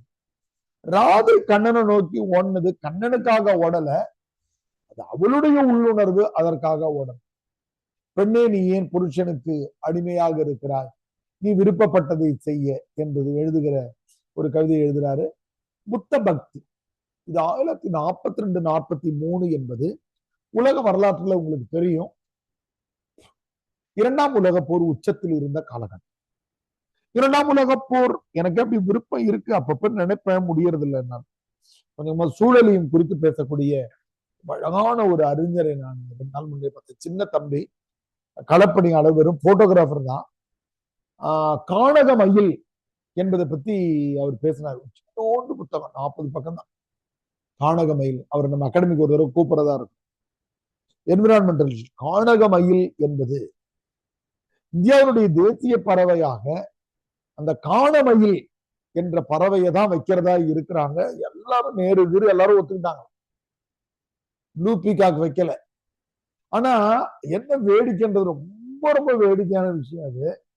அதுக்கு என்ன பேருன்னா கிரேட் இந்தியன் பஸ்டர்ட் பேர். சலீம் அலி அதை முன்மொழிகிறாரு.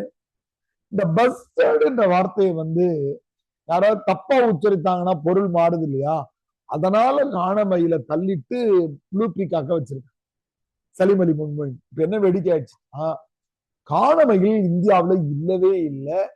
ராஜஸ்தான்ல மொத்தம் 58 60 1000க்கு உள்ளதான் இப்ப கொஞ்சம் கொஞ்சமா இனப்பெருக்கம் பண்ணி எடுத்துட்டு வந்துட்டு இருக்காங்க சூழலியத்துல பேசும்போது. இப்ப நம்ம இங்க வருவோம். இந்த 2ஆம் உலக போரின் போது நமக்கு வந்து 42 43 சினிமா உலகம், பாருங்க, சினிமாவை பத்தி வர்ற பத்திரிக்கை. ஆனா அதுல நமக்கு வந்து புதுக்கவிதைகளுக்கு இடம் தராங்க. சினிமா விமர்சனம் தான், ஆனா அதுல புதுக்கவிதைகளுக்கு இடம் தராங்க. சினிமா உலகத்துல ஆஹ் நான் இவரே துணை ஆசிரியர் ஆகிறார். சினிமா உலகத்துல நானும் கவிதைகள் எழுதலான்னு மாதவ துணை ஆசிரியர் ஆனதும் எனது கவிதைகள் அப்பப்ப அவர் எழுதுறார். இதுல பாருங்க, ரொம்ப அருமையான ஒரு அங்கத கவிதை. இது நீங்க இந்த கான்செப்ட் புரிஞ்சுக்கிட்டாலே போதும். புத்தர் ஏன் அந்த மதத்தை உருவாக்கினார்னா, அன்பை சொல்லுவதற்கும் ஆசைப்படக்கூடாது என்று சொல்லுவதற்கும், உலகத்தில் இருக்கிற மனிதர்கள் மட்டுமல்ல விலங்குகள் பறவைகள் மேலேயும் அன்பு வைக்கணுன்றதுக்காக புத்த மதம் உருவாச்சு. நான் சொல்ல வந்த செய்தி என்னன்னா, இந்த மாதிரி சூழலையும் பேசுறதுக்கு ஒரு நண்பரை நான் நினைச்சிருக்கேன். நீங்க ஒண்ணு இல்லை, நீங்க இந்த அரங்கத்துல ஒரு 20 பேர் வந்து உட்கார்ந்தீங்கன்னா போதும். ஆன்லைன்ல 10 பேர் 5 பேர் வந்துட்டு நேரடியாக 20 பேர் வந்தீங்கன்னா உற்சாகமா பேசுவாங்க. உலக வரலாற்றை தெரிந்து கொள்வதற்கான சினிமா படங்களை தொகுத்து வச்சிருக்காரு. ஒரு பேர் பாஸ்கரன் பேர். அவர் உலகத்தினுடைய சிறந்த படங்களுடைய சிடி இதெல்லாம் வச்சிருக்கிறாரு. நீங்க உலக வரலாற்றை தெரிந்து கொள்வதற்கு சிடி இருக்கு. அதுல ரொம்ப முக்கியமானது உங்களுக்கு தெரியும், உங்களுக்கு பியர்ல் ஹார்பர் அட்டாக். நீங்க வரலாற்றை படிச்சிருப்பீங்க. அமெரிக்கா சண்டையிலே வராமல் இருக்கிற போது ஜப்பான் வந்து நீர்மூழ்கி கப்பல்களை வைத்து பியர்ல் ஹார்பர் என்ற துறைமுகத்தை அடிக்கிறான். அதுதான் சண்டைக்கு உள்ள வரான். இப்ப வந்து சண்டை நடக்கும் போது நம்ம அந்த விஷயத்தை விட்டுருவோம். ஜப்பான் நாடு கலந்துகிறது. ஆனா ஜப்பான் நாடு எந்த புத்த மதத்தை சொல்லுகிறது. சண்டைக்கு போற போர் வீரர்கள் என்ன பண்ணாரா, புத்தர் சிலை கிட்ட போயிட்டு, ஐயா எப்படியாவது சண்டையில நான் ஜெயிச்சுடுவேன், இன்னைக்கு ஒரு 10 பேரையாவது கொண்டு வேண்டிட்டு போனாங்க. இந்த முரண்தொடைய அவர் எழுதுறார். புத்த மதத்துக்காரங்க எப்படி எழுதுறாரு பாருங்க. உருமின முரசுகள் வெறிகொண்ட மக்கள் கோர உரியேற்று பற்களை கடித்தனர். சாவு கோட்டையில் மனித ஊன் சேர்க்கும் துடிப்புடன் ஓடும் முன் எங்க நிக்கிறாங்க, கூடி நிற்கின்றார் புத்தன் முன்னிலே கருணை வள்ளலின் ஆட்சிகள் வேண்டியே. சண்டை போட்டு ஜெயிக்கிறதுக்கு முரண் தொடைன்னு குறிச்சுக்கோ. இதான் முரண். பின்னாடி இலக்கிய உத்தியில படிக்கிறோம். அப்படி அந்த புத்த பக்தி என்ற ஒரு கவிதை ஐயா மொழிபெயர்த்தது. பாசிச பூதம் என்ற ஒரு கவிதை. இதெல்லாம் நான் வள்ளிக்கண்ணன் மொழிபெயர்க்கிறார். இந்தியா ரேஸ் என்கிற ஒரு கவிதை வந்து நவசக்தியில வருகிறது. அந்த நேரத்துல இந்தியா ரேஸ் என்ற கவிதை வந்து கே ராமநாதன் மேல பேர் இருக்கு பாருங்க. இவற்றை எல்லாம் கவிதைகளாக்க அவ்வாறே ஆக்கினேன். கே ராமநாதன் சித்திரங்களா கவிதைகளாக்க அவர் சொல்றார். அது என்னன்னா, ஒரு நேரத்துல வந்து குதிரை ரேஸ் வந்து பெருசா நடந்துகிட்டு இருந்தது கிண்டியில. அது ஒரு காலகட்டத்துல ரேஸ் வந்து ஒழிக்கப்பட்டது. ஆனா இப்போ கூட பேப்பர்ல ரேஸ் நடக்கிற மாதிரியும் பந்தயம் கட்டின மாதிரியும் சில ரிசல்ட் தான் வந்துட்டு இருக்கு. இப்போ ரேஸ்ல நடக்குதான்னு தெரியல. ஆனா பெரிய அளவுல எல்லாரும் சொத்தை எழுந்துட்டு இருந்தாங்க. இப்ப இந்த ரேஸ்ல குதிரையை கட்டிட்டு அவன் சுத்திட்டு இருப்பான். இப்ப எப்படி நமக்கு எக்ஸாம் ரிசல்ட் எல்லாம் வருது, அது மாதிரி ரேஸ்ல எந்த குதிரை நடிச்சுன்றத மாலை மலர்ல பேப்பர் அதுக்காக ஒரு துண்டு சீட்டு போட்டு விற்பாங்க. அவன் என்ன பண்ணுவான், நம்ம மதராசப்பட்டினத்துல பார்த்த மாதிரி டவுன் பஸ்ல ஏறி ஏறி ஏறி ஏறி இந்த நோட்டீஸை விற்பான். குதிரைக்கு பணம் கட்டினவங்க எல்லாம் குதிரை ரேஸ் ரிசல்ட் ₹1 அப்பெல்லாம் அண்ணாவை கொடுத்து வாங்குவாங்க. அவன் கத்துற செய்தி எப்படி இருக்குன்னு ஒரு புது கவிதை எழுதியிருக்காங்க. மவுண்ட் ரோடு மூலை, கோட்டையின் பக்கம், பஸ் ஸ்டாண்டு ஓரங்கள், அங்கெழும் கூச்சல், இந்தியா ரேஸ் ஃபுல் ரிசல்ட் வேணுமா, மோட்டார் அலறல், டிராமின் ஓலம். டிராம்னா தெரியுது இல்லையா, ட்ரெயின் வழியே தெருவுக்கு நடுவே ஓடும். இப்போ கல்கத்தாவில் ஓடுதுன்னு நினைக்கிறேன். கல்கட்டாவில் இருக்கு. ஹவுரா பிரிட்ஜுக்கு அந்தாண்ட நீங்க போனீங்கன்னாக்கா ட்ரெயின் டிக்கெட் புக் பண்ணீங்கன்னா ஹவுரான்னு தான் புக் பண்ண முடியும். இங்க போய் இறங்குங்க. பிரிட்ஜை தாண்டிங்கன்னா கல்கத்தாவில் இந்த மாதிரி சின்னதா 2 பெட்டி வச்சிருக்கிற பஸ் மாதிரி தண்டவாளம் ஓடிக்கிட்டே இருக்கும். எங்க ஷாப்பிங் வருதோ அதுக்கு நேரம் தண்டவாளம் லெப்ட்ல திரும்பும், ஏற்றி விட்டுட்டு மறுபடியும் உள்ள வந்துடும். அதுக்கு தகுந்த மாதிரி வண்டியை ஓட்டுவாங்க. நான் வந்து ரொம்ப முன்னாடி எப்போ என்னுடைய டிகிரி முடிச்ச போது 87ல தன்பாத்ன்னு சொல்லிட்டு ஒரு இடத்துக்கு கோல் மைன்ஸுக்கு இன்டர்வியூக்கு போயிருந்தேன் நானு. அப்ப போனது 87 38 வருஷம் முன்னாடி. டிராமின் அலறல், ரேடியோ கூச்சல், பற்பத நாதங்கள், எவ்வளவு சத்தம் இருக்கு. இருந்தாலும் பையன் கத்துறான், இந்தியா ரேஸ் ஃபுல் ரிசல்ட் வேணுமா. பஸ் இப்படி ஏறி டிக்கெட்லாம் இதெல்லாம் பேப்பரை வித்துட்டு திரும்பி வரும்போது விற்பானா. சுண்டல் விற்கிறவங்க எல்லாம் பண்றாங்கல்ல ட்ரோல் கேட்டுக்கிட்டு, அந்த மாதிரி அதையும் எழுதுறாங்க. அப்படி கே ராமநாதன் சொல்லி இந்த கவிதையை நான் இது பண்ணேன். இப்ப எல்லாரும் பாரதியை வந்து இது பண்ணி இப்ப கொஞ்சம் கொஞ்சமா புதுக்கவிதைக்கு வந்து பெரிய வரவேற்பு கிடைக்கிறது. இது வள்ளிக்கண்ணன் அவருடைய சில கவிதைகளை இங்க தராரு. ரொம்ப முக்கியம் கிடையாது, படிக்கலாம். இப்ப கிராம ஊழியன் என்ற ஒரு பத்திரிகை இதுக்கு அடுத்து வருது. கிராம ஊழியன். இந்த பத்திரிகையும் புதுக்கவிதைகளுக்கு பெரிய ஆதரவு தருகிறது. இப்ப புதிய கவிஞர்கள் அதிகம் பேர் வர தொடங்குறாங்க. இப்போ பிச்சமூர்த்தி, பூப்பாரா இவங்கெல்லாம் எழுந்து போக புதிய கவிஞர்கள் கந்தசாமி பிள்ளை, வேலூர் கந்தசாமி பிள்ளை, புதுமை பித்தன் இவங்க எல்லாம் முதல் கவிதையை எழுதுறாரு. கடவுளுக்கு கண்ணுண்டு, கண்ணோ நெருப்பு வைக்க, தலையில் பிறையுண்டு, தனல் கையில் உண்டு. கையில வந்து கடவுளுக்கு சிவபெருமான கிண்டல் பண்றாங்க. நெருப்பு வைக்கிறதுக்காக கடவுள் நெற்றி கண்ணை வச்சிருக்கிறாரா. அடுத்தது புதிய கவிஞர்கள் திருலோக சீதாராம். நண்பர்கள் திருலோக சீதாராமனுடைய கவிதைகள் புது கவிதைகள்ல இன்னொரு அடுத்த கட்ட வளர்ச்சி. ஓகோ உலகத்தீர் ஓடாதீர், சாகா வரம் பெற்ற சரஸ்வதியார் அருள் பெற்ற வண்ண கவிராயன் நான் அல்ல, நீங்க ஓடாதீங்கடா, உங்களை போல கவிஞன் நானு, என்ன பார்த்துட்டு பெரியாள்னு நினைச்சிடாதீங்க, எனக்கு வயிறு இருக்கு, பசி இருக்கு, சோறு திங்கணும்டா அப்படின்னு அந்த கவிதையை கொண்டு வந்து பிடிச்சிருக்கு. சற்று பொறுமையா சங்கதியை சொல்லுகிறேன், இன்றைக்கு காசு இருக்கிறது, இனிமேலே என்றைக்கோ எப்போதோ, எதில் என்னை கண்டால் ஓடி ஒடியாதீர், உம்மிடம் நான் கேட்கவில்லை, இத்தனைக்கும் மேலே இனி ஒன்று, செத்ததற்கு பின்னால் நிதிகள் திரட்டாது.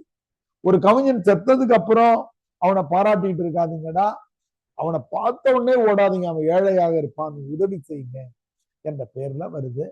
அடுத்ததான் சிவாஜி என்ற பெயர்ல ஒரு வார பத்திரிகை வருகிறது. அதுலயும் புது கவிதைகளுக்கு ஆதரவுகள் தர தொடங்குறாங்க. அதுல முக்கியமான கவிஞர் எம்பி வெங்கட்ராம். எம்பி வெங்கட்ராமனுடைய கவிதைகள் இப்ப கூட இது பண்ணி, பில்லு கட்டு தலை துமக்க, பில்லறிவாள் இடையிருக்க, அந்தி ஒளி சாகையிலே அவளசைந்து போராடு, கொஞ்சம் கொஞ்சமா காதல் கவிதைகளும் சாதியத்தை கட்டுடைக்கிற கவிதைகளுமாக வருகிறது. தீகசி ரொம்ப முக்கியமான ஒரு ஆளுமை. இங்க நம்ம 2-3 பேர் சொல்லியிருக்கோம். தீகா சிவசங்கரன், தீகா சிவசங்கரனுடைய சமுதாய பார்வைகள் அதெல்லாம் வருகிறது. அவருடைய பரிணாமத்தை காட்ட சாக்கடை சோற்ற யாம் உண்கின்றோம், ரொம்ப அருமையான ஒரு முரண் கவிதை. ரொம்ப அற்புதமா ஏழைக்கும் பணக்காரனுக்கும் உள்ளதை சொல்ற இந்த கவிதை ரொம்ப அருமையான கவிதை. சாக்கடை சோற்றை யாம் உண்கின்றோம், அங்கு சர்க்கரை பொங்கலை ஜமாய்க்கின்றார். முதல் 2 வரி ஏழைகள், அடுத்த 2 வரி பணக்காரன். கந்தையால் நாங்க மானத்தை இது பண்றோம், அங்கே சீமை துணிக்கு அலைகின்றார். அங்க என்ன பண்றாங்க, மெத்தைக்கு பூந்துகள் வேண்டுமா, மெத்தைக்கு மேல இன்னொரு பெட்ஷீட் போடணும்ன்றான். ஆனா இங்க தேலுக்கும் ஈக்கும் நடுவுல நாங்க இது பண்ணிட்டு இருக்கோம். நான் இங்க கூழுக்கு விதி இல்லாம இது பண்ணிட்டு இருக்கிறேன், பணக்காரன் வீட்டுல கோப்பை சாராயம் ஓடுகிறேன். என் குழந்தைக்கு என்னுடைய மார்பில் பாலே வரல, ரத்தத்தை கொடுத்துட்டு இருக்கிறேன், அங்க ஹார்லிக்ஸ் மாவை வச்சு சாப்பிட்டுட்டு கிடக்குறாங்க. அருமை குழந்தை குடிக்கையில் அங்கே ஹார்லிக்ஸ் மாவுக்கு அரைகிறார். எப்படி முடிக்கிறாங்க பாருங்க, கொண்டவன் சீக்கிலே சாய்ந்துடு. என் புருஷனுக்கே நோய் அவன் சாயறான், இவன் எப்படி காப்பாத்துறதுன்னு பாக்குறேன். பணக்காரன் வீட்டுல என்ன நடக்குதான், பக்கத்து வீட்டு பொண்ணை எப்படி நான் கூட்டிட்டு ஓடலாம் எழுதுறாரு. கொண்டவன் சிக்கிலே சாய்ந்திட கூடவே இருந்து குவைகிறோம், அங்கே அண்டை வீட்டுக்காரன் குட்டியே அடித்து கொண்டு போக யோசனை. எங்கள் குறைகளை இயம்பினேன், அதற்கென்றே பரிகாரம் தேடுவீர், இல்லாத ஜாதி என்று இகழ்ந்திடில் இனி நில்லாது எங்கள் கை சுற்றியல். கம்யூனிசம், எங்களுடைய போராட்டங்கள் நிற்காதுன்னு சொல்லிட்டு ரொம்ப அழகான ஒப்பீட்டு கவிதை. ரொம்ப முக்கியமான கவிதைகள்ல ஒண்ணு தீக சிவசங்கரனுடைய கவிதை. அடுத்தது சினிமா உலகம். இந்த மாதிரி கவிதைகள்ல படிம கவிதைகள் எக்கச்சக்கமா இயற்கையை குறித்த படிம கவிதைகள் வருது. சாத்து யோகியார் வால்ட் விட்மனுடைய தேர்ந்தெடுக்கப்பட்ட கவிதைகளை முதல்ல தமிழ்ல ஆக்குறார். இது 1940கள். இப்போ அழகான மொழிபெயர்ப்பு வந்துருச்சு. வால்ட் விட்மனுடைய புள்ளின் இதழ்கள் பலர் மொழிபெயர்த்திருக்கிறாங்க. நம்ம மொழிபெயர்ப்புல சொன்ன புவியரசுல இருந்து ரொம்ப அழகான நூலா அது கிடைக்குது. அந்த நேரத்துல வரலாற்று செய்தி என்னன்னா, சாத்து யோகியார்னு இலக்கிய பரப்புல இருந்தாங்க. அவர் சில கவிதைகள் 40களில் மொழிபெயர்ப்பு. குமாரா கவிதைகள் எதுன மாதிரியே பிச்சமூர்த்தியினுடைய கவிதைகளும் முக்கியமான கவிதைகளாக இருக்கிறது. அந்த பிச்சைமூர்த்தியுடைய முக்கியமான கவிதைகளை எழுதுறாரு. ரத்தம் செத்த சோனி கிழகு சோனி ஆவானி, அதுதான் வாழ்க்கை. ஒரு ரத்தத்தையே குடிச்சுக்கிட்டு இருக்கிற கழுகு கூட ஒரு காலகட்டத்துல முதுமை அடைஞ்சு போகும். டிஸ்கவரியினுடைய சேனல் நீங்க முக்கியமானது பாத்தீங்கன்னா, காட்டையே மிரட்டி ஆண்டு கொண்டிருக்கிற சிங்கம், புலி, சிறுத்தைகள்லாம் வயதாயிடுச்சுன்னா அது அப்படியே நின்றுடும், அங்கேயே நின்றுடும், மைக்ரேட் ஆகாது. நீங்க பாத்தீங்கன்னா கழுதை புலிகள், இந்த ஓநாய்கள்லாம் வந்து சிங்கம் உயிரோட இருக்கும்போதே கடிச்சு தின்ன ஆரம்பிச்சு. அது இயற்கையுடைய சுழற்சி. அதனால ஒரு அரசியல் விமர்சனத்தை வைக்கிறார். அதுவும் 2ஆம் உலக போர் என்பதால பெரிய வல்லரசு நாடுகள் நீங்க காட்டிக்கிறீங்களேடா, நீங்களும் ஒரு நேரத்துல வலிமை இழந்து போயிடுவீங்க அப்படின்றார். கழுகு நோஞ்சலாகாமல் என்ன செய்யும், அதற்காக விதி என்று பேசி செங்குத்தாய் வளருமோ, தியாகம் செய்தேன் என்று புண்ணியம் பேச முடியுமா? எவ்வளவோ கழுகுகளை வந்து அது பிணங்களை தின்றிருக்கிறது. கூட ஒப்பிடுறாரு பாருங்க. போர் என்ற சங்கு முழங்குகிறது, அழகின் சிரிப்பு அண்டமாய் பிறந்திருக்கிறது, அகண்ட ஒளி அனாதியாய் மலர்ந்திருக்கிறது, சூழ்வின் இருள் என்ன செய்யும், கழுகு பெற்ற வெற்றி நமக்கு கூடும், சூழ்வின் இருள் என்ன செய்யும். கழுகையும் வல்லரசு நாடுகளையும் ஒப்பிட்டு சைட்ல புத்தகம் இருக்கும், குறிச்சுக்கோங்க. கழுகு வல்லரசு நாடு, 2ஆம் உலக போருடைய சூழ்நிலையில எழுதப்பட்ட கவிதை அது. கொஞ்சம் கொஞ்சமா கவிதைகள் வந்து கொஞ்சம் வசன நடைகள்ல இருந்து மாறி புதிய செய்திகளாக வருகிறது. இப்ப வந்து எதிர்குரல் ஒலிக்கிறது. காமனை எரித்த ருத்திரன் கண் சிமிட்டில் தனிந்து போவான், அன்பே சிவமாவான், மங்களமாய் மலர் தருவான், வேண்டுவோர் வாரீர் வாங்குவோர் கூடீர்.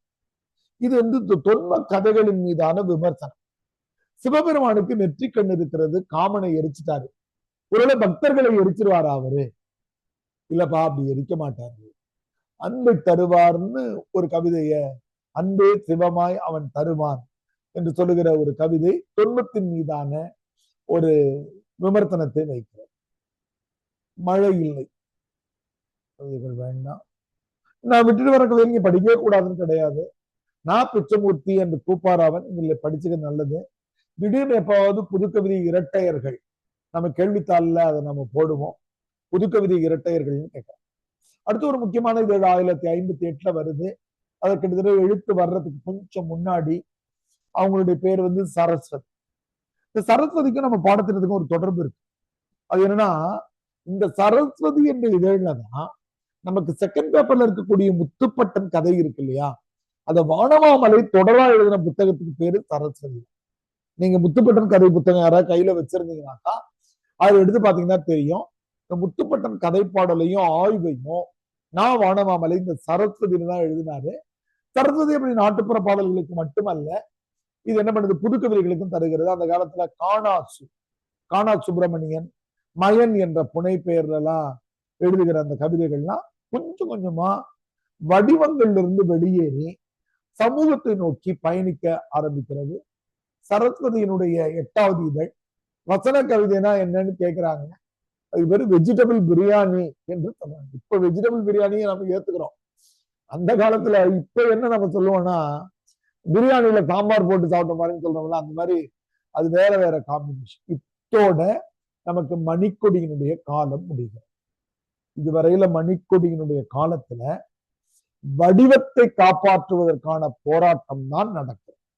நான் பிச்சைமூர்த்தி, கூப்பா ராஜகோபாலன்ல இருந்து, காணா சுப்பிரமணியன்ல இருந்து, திகா சிவசங்கரன், வெள்ளிக்கண்ணன்ல இருந்து, மணிக்கொடி, சூறாவளி, கலாமோகினி, சினிமா உலகம், கிராம ஊழியம், சிவாஜி, சரஸ்வதி போன்ற இதழ்கள்ல எழுத்து வர்ற வரையில இது வடிவம் தான்.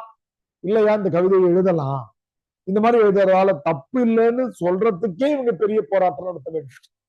பாரதியார் இப்படி செந்தமிழ் நாடு என்னும் போதில் எழுதுறாரு, காதை பத்தி மாத்தி எழுதுறாரு. பாரதியார் சக்தியை பத்தி எழுதுறாரு, பிடாரனை பத்தி எழுதுறாரு, தலையணை பத்தி எழுதுறாருன்னு இவங்க இதெல்லாம் கூட்டு வந்து சொல்லி வால்ட் விட்மனுடைய புள்ளின் இதழ்கள் புத்தகத்தை சாத்துசு யோகியார் மொழிபெயர்த்து இங்க ஒரு பேச உருவாக்குறது மணிக்கொடி காலம். ஆனா பாரதியார் 1914 தொடங்கிட்டாரு, 21 இறந்துட்டாரு. ஆனா தமிழ் இலக்கிய பரப்புல புதுக்கவிதைக்கு விதிப்பு வர்றது 34 வந்த மணிக்கொடியில 37 தான் முதல் புதுக்கவிதை வருது. 1937 59 வரையில 22 வருடங்கள் இந்த வடிவத்தை இலக்கிய உலகம் ஏற்றுக்கொள்ள செய்வதற்கே பெரிய போராட்டங்களை நடத்துறாங்க. ரொம்ப குறிப்பா பிச்சமூர்த்தியும் கூப்பா ராஜகோபாலனும். முதல் 2 to 5 ஆண்டுகள்ல அவங்க கூட புதுக்கவிதை எழுதுறதுக்கு கூட ஆளுங்க இல்லை. அப்புறம் போக போக 1942 44க்கு பிறகுதான் மற்ற கவிஞர்கள் எழுதுறாங்க. தருமி சிவராமன்ல இருந்து நம்ம வள்ளிக்கண்ணன்ல இருந்து இவங்க எல்லாம் எழுதுறாங்க. இதோட முதல் பகுதி முடிஞ்சது. 2வது பகுதி எழுத்து. புதுக்கவிதை உலகில் மறுமலர்ச்சியும் இயக்க வேகமும் பெறுவதற்கு சீசு செல்லப்பா தொடங்குகிற இவங்க இங்கேயும் இருந்திருப்பாங்க. நீங்க இங்க இருந்த இதுல ஒருத்தர் இறந்துருவாரு, ஒருத்தர் தொடர்ந்து வருவார். பிச்சமூர்த்தி கூப்பா ராஜகோபாலன். அதனால இங்க இருக்கிறவங்களே எழுத்துல எழுதுவாங்க. இது என்னமோ திமுக அதிமுக மாதிரியோ இல்ல காங்கிரஸ் பிஜேபி மாதிரியோ தனி கட்சி. இலக்கிய இயக்கம் ஒண்ணு முடியுது. எழுத்து என்ன சொல்றாங்கன்னாக்கா, உலகம் எங்கும் பிரான்ஸ் நாட்டுல இருந்து, ஐரோப்பிய நாடுகள்ல இருந்து, லத்தீன் அமெரிக்க நாடுகள்ல இருந்து புதுக்கவிதைகள் சமூகத்தை குறித்து பேசுகின்றன. அதை நாம பேசணும் என்ற எண்ணத்தை எழுத்து தொடங்குகிறது. இங்க இருந்து இந்த காலத்துக்கு வந்துருங்க. இங்க எழுத்து கவிஞர் சீசு செல்லப்பா. எழுத்து இதழ் கவிஞர் சீசு செல்லப்பா. இதழ் எழுத்து. இங்க இருந்து என்னதுன்னா, எழுத்தினுடைய முதல் 4 இதழ் வரைக்கும் அவங்க புதுக்கவிதைக்கு ஆதரவா இல்லை. இப்போ இவங்க 2 பேரா இருந்த கூப்பா ராஜகோபாலன் இறந்துடுறார். கூப்பா ராஜகோபாலன் இங்க இறந்துடுறார். பிச்சமூர்த்தி தொடர்ந்து இயங்குறார். இதனால என்ன பண்றாங்க, எழுத்து இதழ்ல கூப்பா ராஜகோபாலன் நினைவு இதழ்னு ஒண்ணு எடுத்துட்டு வர போறோம்னு அறிக்கை தந்து, கூப்பா ராஜகோபாலனை பத்தி கட்டுரை எழுதுங்க, கூப்பா ராஜகோபாலனை பத்தி கவிதைகளை பத்தி ஆய்வு பண்ணி எழுதுங்கன்னு சொல்லும் போதுதான் பெரிய வரவேற்போம். அந்த இதழ்களை மறுபடியும் அச்சாக்கம் பண்ணி ரொம்ப பேர் கேட்கிறாங்க. அப்புறம் தான் எழுத்து இதழ் புதுக்கவிதை பக்கமா போயிடும். அதான் எழுதியிருக்காரு பாருங்க. அதுல 59 ஜனவரியில் எழுத்து என்கிற மாசிகைனா மாத இதழ்னா. அப்போது அவர் புதுக்கவிதை சம்பந்தமான தீவிரமான கொள்கையோ ஆசை நிறைந்த எதிர்பார்ப்போ ஆர்வம் மிகுந்த திட்டமிடோ கொண்டிருந்தார் என்று சொல்வதற்கில்லை. 5வது இதழ் கூப்பாரா நினைவு ஏடு. அதில் கூப்பாரா பற்றி பலர் எழுதிய கட்டுரைகளோடு கூப்பாரா படைப்புகள், ஒரு சிறுகதை, ஒரு கட்டுரை, ஒரு விமர்சனம் என்று 5 கவிதைகளும் சேர்க்கப்பட்டன. இதுல கூப்பாரா எழுதின பல்வேறு கவிதைகள்லாம் வந்த உடனேதான் இப்ப இலக்கிய உலகத்துல அதுக்கு பெரிய வரவேற்பு கிடைக்கிறது. இப்ப கொஞ்சம் கொஞ்சமா எழுத்து இதழ் புதுக்கவிதைகளுக்கு அட்வொகேட், அவங்களுக்கான வழக்கறிஞரா மாறிட்டாங்க.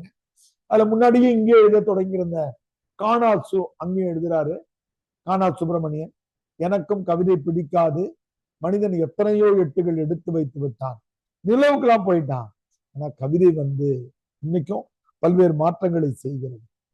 ரொம்ப அழகான ஒரு கவிதை பசவையா அவர்களுடைய எழுதிய கவிதை. பசவையானுடைய கவிதை நமக்கு கூட தெரிஞ்சுக்க வேண்டிய கவிதை. நகம் கடிக்கிற பழக்கம் இருக்கவங்களுக்கு எல்லாம் தெரிஞ்சுக்க வேண்டிய கவிதை. நகத்தை வச்சு நம்ம என்ன பண்றோம், அவர் எழுதுறாரு வேடிக்கை. நான் பாடம் நடத்திக்கிட்டே இருக்கேன், நீங்க படிச்சுட்டே இருக்கீங்க, என்ன பண்றீங்க, காதுல கையை விட்டு ஒரு கொடைவீங்க. சிலர் கொடைவீங்க, சிலர் கடைவீங்க. அப்படி இழுத்து கொஞ்சம் எடுத்து அப்படி லேசா தொடச்சிட்டு குவாலிட்டி படிச்சுட்டே இருப்பீங்க. போர் அடிச்சுன்னா நகத்தை எடுத்து கடிச்சுக்கிட்டே இருப்பீங்க. கொஞ்சம் முன்னாடி காதுல குடைஞ்ச நாங்க எதுன்றதெல்லாம் மறந்துட்டு அதையும் சேர்த்து கடிப்போம்.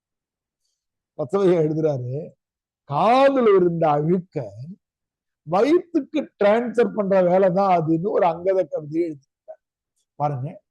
நகத்தை வெட்டி எறி அழுக்கு சேரும். நகத்தை ஏன்லாம் வெட்டணும்ன்றார். காதலிக்கிறதுக்கு காதலினுடைய முகத்துல இதாகும், அதனால நகத்தை வெட்டி எறி. குழந்தை மேல நகைக்கீரல் விழுந்துனாலும் நகத்தை வெட்டி எறி. கடைசியா நான் சொன்ன செய்தியை சேர்க்கிறாரு, குறும்பை தோண்டலாமே காதில் குறும்பை தோண்டலாமே, குறும்பை குடியிருப்பு குடலுக்கு குடிமாற்றம், குருதியிலும் கலந்து போம், நகத்தை வெட்டி எறி அழுக்கு சேரும் அப்படின்னு ஒரு அங்கத கவிதை ஒண்ணு எழுதியிருக்கிறாரு. அடுத்து பாருங்க, இவ்வாறு பாருங்க சின்ன சின்ன கவிதைகள் வர ஆரம்பிக்கிறது. பல்கலைக்கழகத்தின் முன்பொரு தோட்டம், தீட்டினார் மேஸ்திரி அற்புத திட்டம். திட்டம் விளைந்தது, தோட்டம் மறைந்தது, காட்சி தந்தது மிருக காட்சி சாலை. தோட்டத்தில் மேஸ்திரி ஒருவரே, என்ன தொலையுமோ உள்ளே. கடவுள் தான் மேஸ்திரி என்ற குறியீடு. என்னன்னா, ஒரு இடத்துல இருக்கிற மரம் செடியெல்லாம் வெட்டிட்டு மிருக காட்சி சாலையை கொண்டு வந்து வைக்கிறோமா. மறைமுகமா அந்த கவிதை என்ன விமர்சனம் பண்ணா, அந்த மரம் செடியை சும்மா விட்டிருந்தாலே விலங்கு பறவைகள் அங்க வந்துட்டு போயிருக்கா. கடைசியில மரம் செடியெல்லாம் வெட்டிட்டு கூண்டு வச்சு மிருகது எல்லாத்துக்கும் இறைவன் இருக்கான், கடவுள் இருக்கான், பாத்துக்குவான். அந்த கவிதை எழுதப்படுகிறது. இப்போ பெரிய டீமா கவிதைகள் எழுத ஆரம்பிக்கிறாங்க. மா இளைய பெருமாள், சி கஸ்தூரி ரங்கன், சி பழனிசாமி, சக்கரதாரி, சுபகோ நாராயணசாமி, எல்லாரும் ரொம்ப புதிய கவிஞர்களுக்கு இப்ப வருகிறது. பிச்சமூர்த்தியினுடைய கட்டுரை வருகிறது. பிச்சமூர்த்தி கூப்பாராஜோபால் இருந்து உயிரோட இருக்கிறார். இப்போ அவர் எழுதுறாரு, தான் எந்த முயற்சிகள்லாம் இந்த 20 வருஷமா பண்ணேன் அப்படின்னு ஒரு பெரிய கட்டுரை எழுதி, உலகமெங்கும் இந்த புது கவிதைகள் சமூகத்துல எவ்வளவு தாக்கங்களை ஏற்படுத்துகிறது, எப்படி எளிய மக்களால் தங்கள் உணர்ச்சிகளை ஏற்படுத்த முடிகிறதுன்னு ஒரு பெரிய கட்டுரை எழுதுறாரு. அதனால எழுத்து ஏட்டுல புதுக்கவிதை பற்றிய மறுபடியும் சர்ச்சைகள் தொடங்குகின்றன. இலங்கையிலிருந்து ஆர் முருகையன், திருப்பத்தூர், இந்த பேரை ஞாபகம் வச்சுக்கணுன்றதுல உங்களுக்கு ஆசை. முக்கியமான பேர்கள் மட்டும் ஞாபகம் வச்சுட்டோம். இவங்களுக்கெல்லாம் ஃப்ரீ வெர்ஸ் என்பதை பத்தி இவங்களுக்குள்ள சண்டைகள் நடக்கிறது. இந்த சண்டைகளின் போது புதிய கவிதைகள்ல புதிய வடிவங்கள் வர தொடங்குகிறது. இந்த கவிதைகள்லாம் ஏற்றுக்க முடியாது, கவிகள் கலைப்பின்றி எழுதுறாங்க. இந்த ஆண்டு 60-61 என்பது புதுக்கவிதையினுடைய பொற்காலம் சொல்லலாம். எழுத்து தொடங்க பேரு 60-61 அவ்வளவு பேர் எழுதுறாங்க, சமூக பார்வையோடு எழுதுறாங்க. எழுத்தின் 2வது ஆண்டு புதுக்கவிதையின் தரமான வளமான வளர்ச்சிக்கு வகை செய்தது. பிச்சமூர்த்தியை தொடர்ந்து ரொம்ப பேர் எழுத ஆரம்பிக்கிறாங்க. தாசி ராமலிங்கம் என்ற புனை பெயரில் எழுத்து ஏட்டுல பதிவாகிறது தருமு சிவராமனுடைய கவிதை. ஆறு என்றால் என்ன, பாரின்று பாரிடத்தே ஊரின்று உயிர்குலத்தின் வேறு இன்று வெறும்படியில் ஒன்று மற்ற பால் நிறைத்து உருளுகின்ற கோலமெல்லாம் அன்று பெற்று விட்டவள் என் தாய். என்னோட அம்மா என்ன பெற்றதா சொல்றாங்க. ஆனா இயற்கை என்னை இந்த உலகத்தையே படைச்சாள் இல்லையா, அவள் தான் என்னுடைய தாயின்னு சொல்ற தருமு சிவராமனுடைய கவிதைகள் அந்த காலகட்டத்துல இது. ஜெயகாந்தன், நம்ம குருவிடம் படிக்கிற ஜெயகாந்தன் ஐயா புதுக்கவிதையில கொஞ்சம் முயற்சி பண்ணியிருக்காரு. அழுக்க பத்தி ஒரு கவிதை எழுதுறார். புதுக்கவிதைகள் கொஞ்சம் கொஞ்சமாக அழகியல் இருந்து அழுக்கியலுக்கு மாறுகிறது. அழகியல்னா நிலாவை எழுதுறது, பெண்ணினுடைய உடல் உறுப்புகளை எழுதுறது, இதுதான் அழகுன்னு நினைச்சிட்டு இருந்த போது அழுக்குக்கும் பொய்யுக்கும் வாழ்க்கையில இடம் இருக்கிறதுன்னு ஜெயகாந்தனுடைய மிகச்சிறந்த கவிதை அது. நீ யார் என்றேன், அழுக்கு என்றாய், பேர் எது என்றேன், பொய் என்றாய், ஊர் எது என்றேன், இருள் என்றாய். அது 3 அண்டல் பண்ணிக்கோங்க. அழுக்கு, பொய், இருள் 3மே நமக்கு பிடிக்காதுன்னு நினைச்சிட்டு இருக்கோம். ஆனா ஒரு சாக்கடை தண்ணீர் அழுக்காக ஓடுறது ஏன்னாக்கா நம்முடைய வீட்டை சுத்தம் பண்ணதால அந்த அழுக்கு அங்க போய் சேர்ந்துடும். அழுக்கின் உருவே அருகில் வா, உன்னை அணைத்துக் கொள்வேன் அஞ்சாது. நீங்க ஒருவேளை குருபீடத்தை கூட பொருத்தி கூட இந்த கவிதையை பயன்படுத்தும். உலகின் அழுக்கை சுமந்தாலும் உள்ளத்து அழுக்கில்லா உருவே, அழுக்கை கடந்து வந்து விட்டாய், நீ அழுக்கின் உருவம் கொண்டு விட்டாய். நம்முடைய வசூல்ராஜா MBBS படத்துல கமலஹாசன் அந்த மாப் போட்டு சுத்தம் பண்ற அந்த தாத்தாவை போய் கட்டிப்பிடிப்பார், நம்ம பார்த்திருப்போம். அழுக்கு எங்க இருந்து வருதுன்னா, அதை இன்னைக்கு கூட கவிஞர்கள் சொல்லுவாங்க, குப்பை எடுக்க வர்றவங்க குப்பைக்காரங்க கிடையாது, அவங்க தூய்மை பணியாளர், நாம தான் குப்பைக்காரங்க, குப்பை போட்டிருக்கு. அப்படி பொய் என்பதும் அப்படிதான், அவன் உண்மை சொல்வதற்காக தான் பொய். இருள் என்பதும் அப்படிதான். இது 3மே நம்முடைய ஜெயகாந்தன் எழுதுகிற ஒரு முக்கியமான ஒரு மாற்று சிந்தனை கவிதை.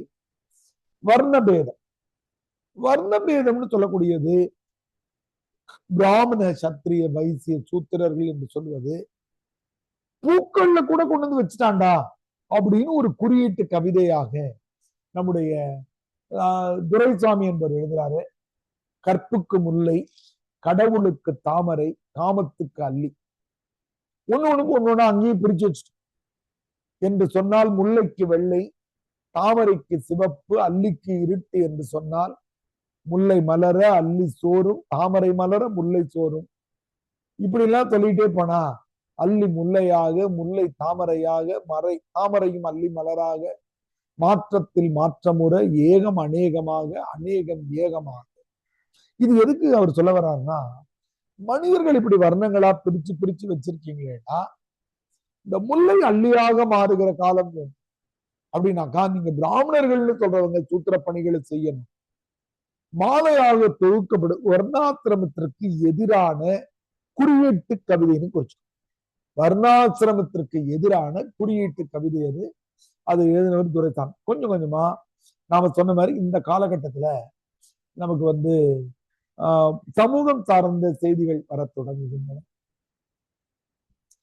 இந்த கவிதை ரொம்ப ஒரு பெரிய தாக்கத்தை ஏற்படுத்தின ஒரு கவிதை. நான் மிக அண்மையில ஒரு இலக்கிய அமைப்புல சுடும் குளிர் நெருப்பு அப்படின்னு படிச்சேன், அப்படின்னு ஒரு தலைப்புல பேசுறேன். அப்ப இந்த கவிதையை நான் எடுத்தானேன். இது வரைக்கும் நிலாவை காதலியின் முகமாகவோ பாட்டி வடை துறதாகவே பார்த்துட்டு இருந்தோம்.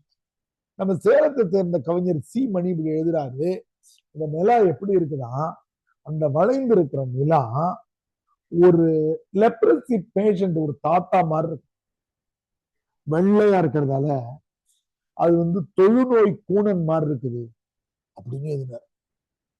சரிப்பா, இந்த மேகம் நட்சத்திரம் எல்லாம் என்னன்னு கேட்டா அந்த தொழுநோய்க்காரனுடைய புண்ணிலிருந்து வந்த சீழ் தான் இந்த மேகலாம். அதாவது அதிர்ச்சி தரக்கூடிய ஒரு புதிய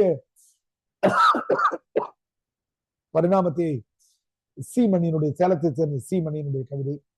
முடிந்த அனாதை நிலா, தொடுநோய் கூணனாக பிரேத கலை ஒளிர, மருந்து தேடி தேடி அலைய, வழிந்த சீழ் உருண்டோடி மஞ்சள் கட்டியாகி நெஞ்சு வலியால் துடிக்க, சீழ்முனையில் வெடித்த பல முகில்கள் மனக்குகையின் இருள் வடிவாய் பெய்கணமாய் ஆந்தையாய் பரவி வானுக்கு கிழிந்த திரை போடுன்னு எழுதுறார்.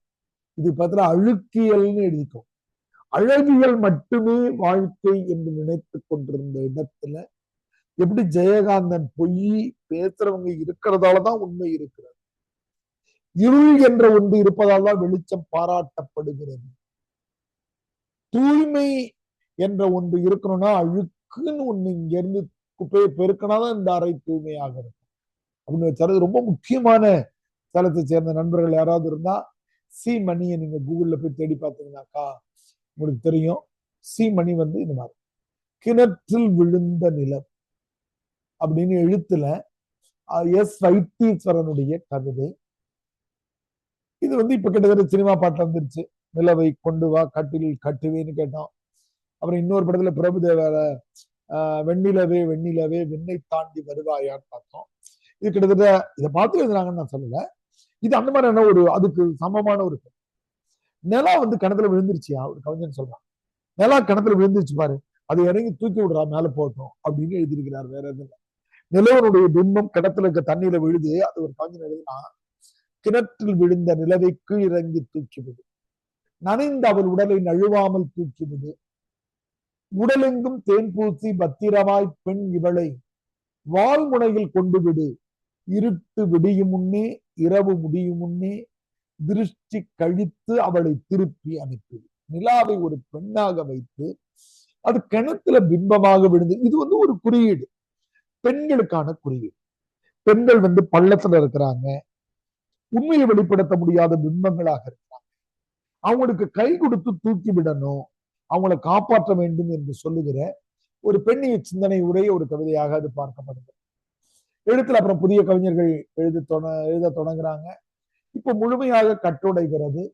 இந்த 1962 என்பது புதுக்கவிதையில ரொம்ப முக்கியமான ஒரு வருஷம். ஏன் அப்படிங்கிறத புத்தகத்தினுடைய கடைசிக்கு போய் பார்க்கலாம்.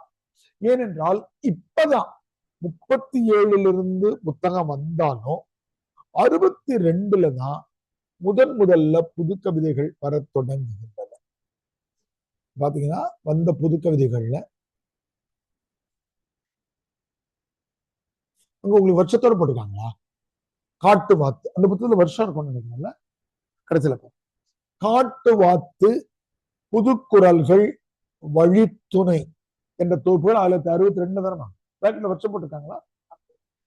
முதல்ல பாருங்க 62 தானே, ஆமாங்க ஐயா. 62 இந்த இந்த இதுல வருஷம் இல்லாம இருக்கு. இப்பதான் இதுவரையில தனி இதழ்கள்ல வந்துகிட்டு இருந்த செய்திகள் ஒரு புத்தகமாக தொகுத்து காட்டு வாத்து என்ற பெயர்ல கம்பைல் பண்ணி எடுத்துட்டு வர்றாரு. நான் பிச்சமூர்த்தி புதுக்குரல்கள்னு எடுத்துட்டு வர்றாரு. பாருங்க, ரொம்ப இன்ட்ரெஸ்டிங்கான விஷயம் பாருங்க. தமிழ் இலக்கிய பரப்புல வந்த 7வது புத்தகம் கருப்பு வளர்கள். காட்டு வாத்து, புதுக்குரல்கள், வழித்துணை, கோடை வயல், காணிக்கை, உதய நிழல். அதுதான் நமக்கு பாடத்திட்டமா இருக்கு. எவ்வளவு சிறப்பு பாருங்க. அவ்வளவு காலங்களை வென்றால்தான் நம்ம அவருக்கு கவிதை அமைப்பு இங்க தொடங்கலாம்னு நினைச்சிருக்கோம். அது மட்டும் அல்லாமல் வருகிற ஜனவரி 3 சிறப்பு உங்களுக்கு தெரிஞ்சிருக்காது. ஜனவரி 3 சிறப்பு என்னன்னா, நம்முடைய கல்விக்காக இருந்த நம்முடைய அம்மாவுடைய பிறந்தநாள் அன்னைக்கு மக்கள் ஆசிரியர் விருது கொடுக்க போறோம். மீராவனுடைய கனவுகள் கற்பனை. அதெல்லாம் 1962 ரொம்ப முக்கியமான ஒரு ஆண்டு. புதுக்கவிதையில 1962 எத்தனை பக்கத்துல நம்ம இருக்கோம், பக்கத்தை பார்த்துட்டு வரணும்னு சொன்னாங்க. சாதனைகள் நிறைந்தவர் 16 அங்கதான். இப்பதான் நமக்கு புது கவிதை புதுக்கவிதை புத்தகமாக வர தொடங்குகிறது. இப்பதான் காட்டு வாத்து எழுத்தினுடைய பொருண்மையோடு எழுத்துல இருந்து வரல பிறந்தது எழுத்து வருகிறது. நான் பிச்சமூர்த்தி, கூப்பாரா, வள்ளிக்கண்ணன் பிறப்பித்து விட்ட குழந்தையர் எழுத்தில் தான் பிறந்தது. 20 ஆண்டுகளுக்கு முன்னாடி வசனத்தை முறித்து போட்டு எழுதுவது, கோவேறு கழுதை இப்படி எல்லாம் கிண்டல் பண்ணிட்டு இருந்த போது இங்க நமக்கு எழுதுறாரு. Rhyme and meter are artificial and external additions to the poetry, and the various changes that can be rung upon them were worked out. They grew more and more insipid until they have become contemptible and encumbering. இதற்கு முன்பு இருந்த பல்வேறு செய்திகள் செயற்கையாக உருவாக்கப்பட்ட தலைகள், எதுகை, மோனைலாம் அதையெல்லாம் கட்டடித்து இதுக்கு எடுத்துட்டு வரன்றாங்க. இப்போ புதுக்கவிதை எழுதுறவங்க அதிக பேர் வர தொடங்குறாங்க. 62 எழுத்து இதழிலேயே ரொம்ப பேர் எழுத ஆரம்பிக்கிறாங்க. 62 பெரிய சாதனை இதான். புதுக்குரல்கள், காட்டு வாத்து என்ற தொகுப்பு நூல்கள் இந்த காலகட்டத்துல வருது. அதான் 62 பெரிய சாதனை. பிச்சமூர்த்தி கவிதைகள் சிலவற்றை தொகுத்து எழுத்து பிரத்தனம் புதுக்குரல்கள். நான் பிச்சமூர்த்தியினுடைய கவிதை 38 இருந்து 62 வரைக்கும் வந்த மொத்தமே 35 கவிதை. இன்னைக்கு பேஸ்புக்ல ஒரு நாளைக்கு 500 கவிதைகள் வருது. புது கவிதை 24 வருஷத்துல வந்த சிறந்த 35 கவிதைகளை கொண்டு காட்டு வாத்து என்ற பெயர்ல இந்த 1962 புதுக்கவிதையில ரொம்ப முக்கியமான ஒரு ஆண்டு. இப்போ புதுக்குரல்கள் என்ற ஒரு தொகுப்பு வருது. புதுக்குரல்கள்ல எப்படி அந்த தொகுப்பு அமைஞ்சிருக்கு அப்படின்னு ஒரு பட்டியல் ஐயா ஒரு ஸ்டாட்டிஸ்டிக்ஸ கொடுக்குறாரு. அதை படிச்சுன்னா உங்களுக்கு தெரியும். புதுக்குரல்கள் நமது 8 தொகை மாதிரி ஒரு தொகுப்பு நூல். அதுல 24 கவிஞர்கள் எழுதக்கூடிய 63 கவிதைகள் வருது. இந்த பேராவில் இருக்கு பாருங்க. 24 கவிஞர்களுடைய 60. மா இளைய பெருமாளுடைய ஒரு கவிதை, கஸ்தூரி ரங்கனுடைய 2 கவிதை, ES கந்தசாமியினுடைய 2 கவிதை, சங்கர சுப்பிரமணியனுடைய 2 கவிதை, சரவண பவானந்தனுடைய ஒரு கவிதை, வேற இப்படி யாருக்கு எத்தனை கவிதைகள்னு அதை எடுத்து சுந்தர ராமசாமியினுடைய அவர் தான் பசவையா என்ற பேர்ல எழுதிட்டு இருந்தவர். அவர் மேல விமர்சனம் உண்டு, ஆனா அது புதிய தாக்கத்தை ஏற்படுத்தினவர் அவரு. சுந்தர ராமசாமி பிராக்கெட்ல வேணா பசவையான்னு குறிச்சுக்கலாம். காணா சுப்பிரமணியன், பிச்சமூர்த்தி கவிதையை 2 தான் வருது. அவரு தொகுத்து வள்ளிக்கண்ணனுடைய 4 கவிதை, எஸ் வைத்தீஸ்வரனுடைய 5 கவிதை, 24 கவிஞர்களுடைய 63 கவிதைகள் வருகிறது. இது புதுக்குரல்கள் என்ற தலைப்புல ஒரு தொகுப்பு நூல் வருகிறது. இது மறுபடியும் திரும்பி இப்போ புதுக்கவிதைகள் காட்டு வாத்துலாம் வந்த பிறகு புதுக்கவிதை பரப்புல நமக்கு பெரிய வெற்றி கிடைக்கிறது. எல்லாருமே அந்த வடிவங்களை எழுத ஆரம்பிக்கிறாங்க. இப்போ ஒரு ரொம்ப அழகான ஒரு படிம கவிதை சுந்தர ராமசாமியினுடைய காலம் என்கிற டைம். தெரியும், காலம் ஓடிக்கொண்டே இருக்கிறது. இப்பதான் நமக்கு இந்த வருஷம் தொடங்கின மாதிரி இருக்கிறது. ஜனவரி 1ஆம் தேதின்றத நாம இப்பதான் சில தீர்மானங்கள் ரெசல்யூஷன்ஸ் எடுத்தோம். காலையில் எழுந்து யோகா பண்ணணும், வாக்கிங் போகணும், நைட்ல 10 மணிக்குள்ள தூங்கணும், இப்படி எல்லாம் திட்டமிட்டோம். என்ன மாசமா வந்துருச்சு? நவம்பர் வந்து டிசம்பர் முடிஞ்சு டிசம்பர் வந்துருச்சு. இன்னும் 30 நாள்ல அடுத்த வருஷமே வந்துருச்சு. காலம் ஓடிக்கிட்டே இருக்கு. எப்படி ஒரு அழகான கவிதை பாருங்க. காலம் என்ற ஒன்று யாழியின் வாய்க்கு விரல் உணர ஓசை எழ உருண்டோடும் கண்ணுக்கு படாத கல் பந்து. இந்த கோயிலுக்கு போனவங்க இந்த கவிதையை ரசிக்க முடியுமோ? சில இந்த கோயில்ல விலங்குகளுடைய வாய்கள் திறந்த மாதிரி சிங்கம், யாழி என்பது கற்பனை உருவம். சிற்பி என்ன செஞ்சிருப்பான்னா அந்த வாய்க்குள்ள ஒரு கல்லு செஞ்சிருப்பான். கல்லு செஞ்சு வெளில இருந்து போட்டிருக்க முடியாது, செதுக்கி எடுக்கும் போதே வாய்க்குள்ள கல் இருக்க மாதிரி வச்சிருப்பான். நீங்க வாயில கையை விட்டு அந்த கல்லை உருட்டலாம், கல்லை வெளியில எடுக்க முடியாது. அதை வச்சு எழுதியிருக்காரு பாருங்க. அதை விட அடுத்த படிமம் ரொம்ப அழகான படிமம். ஒரு டீ கடையில டீ ஆத்துற காட்சியை நினைச்சிருக்கீங்கன்னா அது புரியும். குறையாத ஜாடியின் என்று நிறையாத ஜாடிக்குள் பார்வைக்கு தெவிட்டாமல் வில்லாய் வளைந்து விழும் விழுந்து கொண்டே இருக்கும் கட்டி தேன் பெருக்கு. குறையாத ஜாடியின் என்று, நான் ஒரு ஜாடியில இருந்து இன்னொரு ஜாடிக்கு ஊத்துறேன், இது வந்து எப்பவுமே குறையாதான், எம்டி ஆகாது, ஊத்திக்கிட்டே இருக்கலாம். இந்த ஜாடி எப்படிப்பட்டதா? நிறையாத ஜாடியா, நிறைந்து வழியவே வழியாதான், அவ்வளவு பெருசு. இதுல இருந்து இதுல ஊத்துற தேனான் கிட்டத்தட்ட டீ மாஸ்டர் டீ அடிக்கிற மாதிரி சொல்றாரு. அதான் காலமா. அப்படி காலம் வந்து இன்னும் எத்தனை வருஷம் அந்த உலகம் இருக்கும், இந்த உலகத்துக்கு இன்னும் எத்தனை வருஷம் அப்படின்னு எல்லாரும் கணக்கு பண்றாங்க. உங்களுக்கு தெரியும், இதெல்லாம் கணக்கு பண்ணீங்கன்னா பயந்து போயிருவீங்க. சூரியன் வந்து ஒயிட் டுவார்ஃபா மாறி பிளாக் ஹோலா மாறுறதுக்கு எத்தனை ஆண்டுகள்னு திட்டமிட்டு சொல்லிட்டாங்க சயின்டிஸ்ட். சூரியனும் மறைஞ்சு போயிடும், அதுக்கும் ஆயில் இருக்கிறது. அவரும் ஹைட்ரஜன் ஹீலியம் எவ்வளவு நாளைக்கு தான் உற்பத்தி பண்ணிட்டு, அவர் பிளாக் ஹோலா மாறிடுவாரு, ஒயிட் டுவார்ஃபா மாறிடுவாரு. அப்ப இந்த கோள்கள்லாம் என்ன ஆகும்? இதுக்கு கற்பனை கதைகள் எக்கச்சக்கமா இருக்கு. இந்த கோள்கள்லாம் உடைஞ்சு போயிட்டுன்னு ஒரு கருத்து இருக்கு. இந்த கோள்கள் அண்ட வெளியில அப்படியே ஓடிட்டே போயிட்டு வேற ஏதாவது ஒரு சூரியனை மையமா வச்சு மறுபடியும் சுத்த ஆரம்பிச்சிடும் அப்படின்ற கருத்துலாம் இருக்கிறது.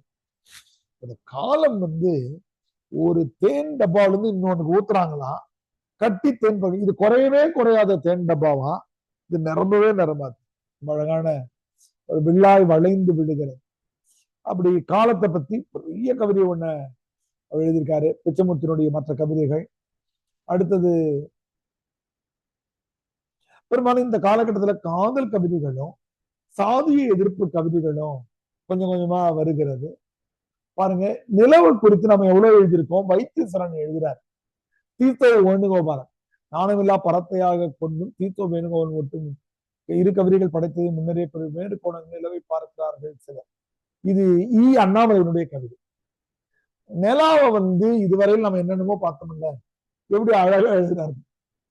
விட்டு இருந்த இட்டலியோ, இங்கே இருந்து தூக்கி போட்ட இட்லியாது, கட்டி வைத்த பழம் சோறோ. ஏழைகள் வந்து துணியில வந்து நல்லா சுத்தமான துணியில பழைய சோற எடுத்துட்டு போவாங்க, அந்த மாதிரி வட்டமா இருக்கு.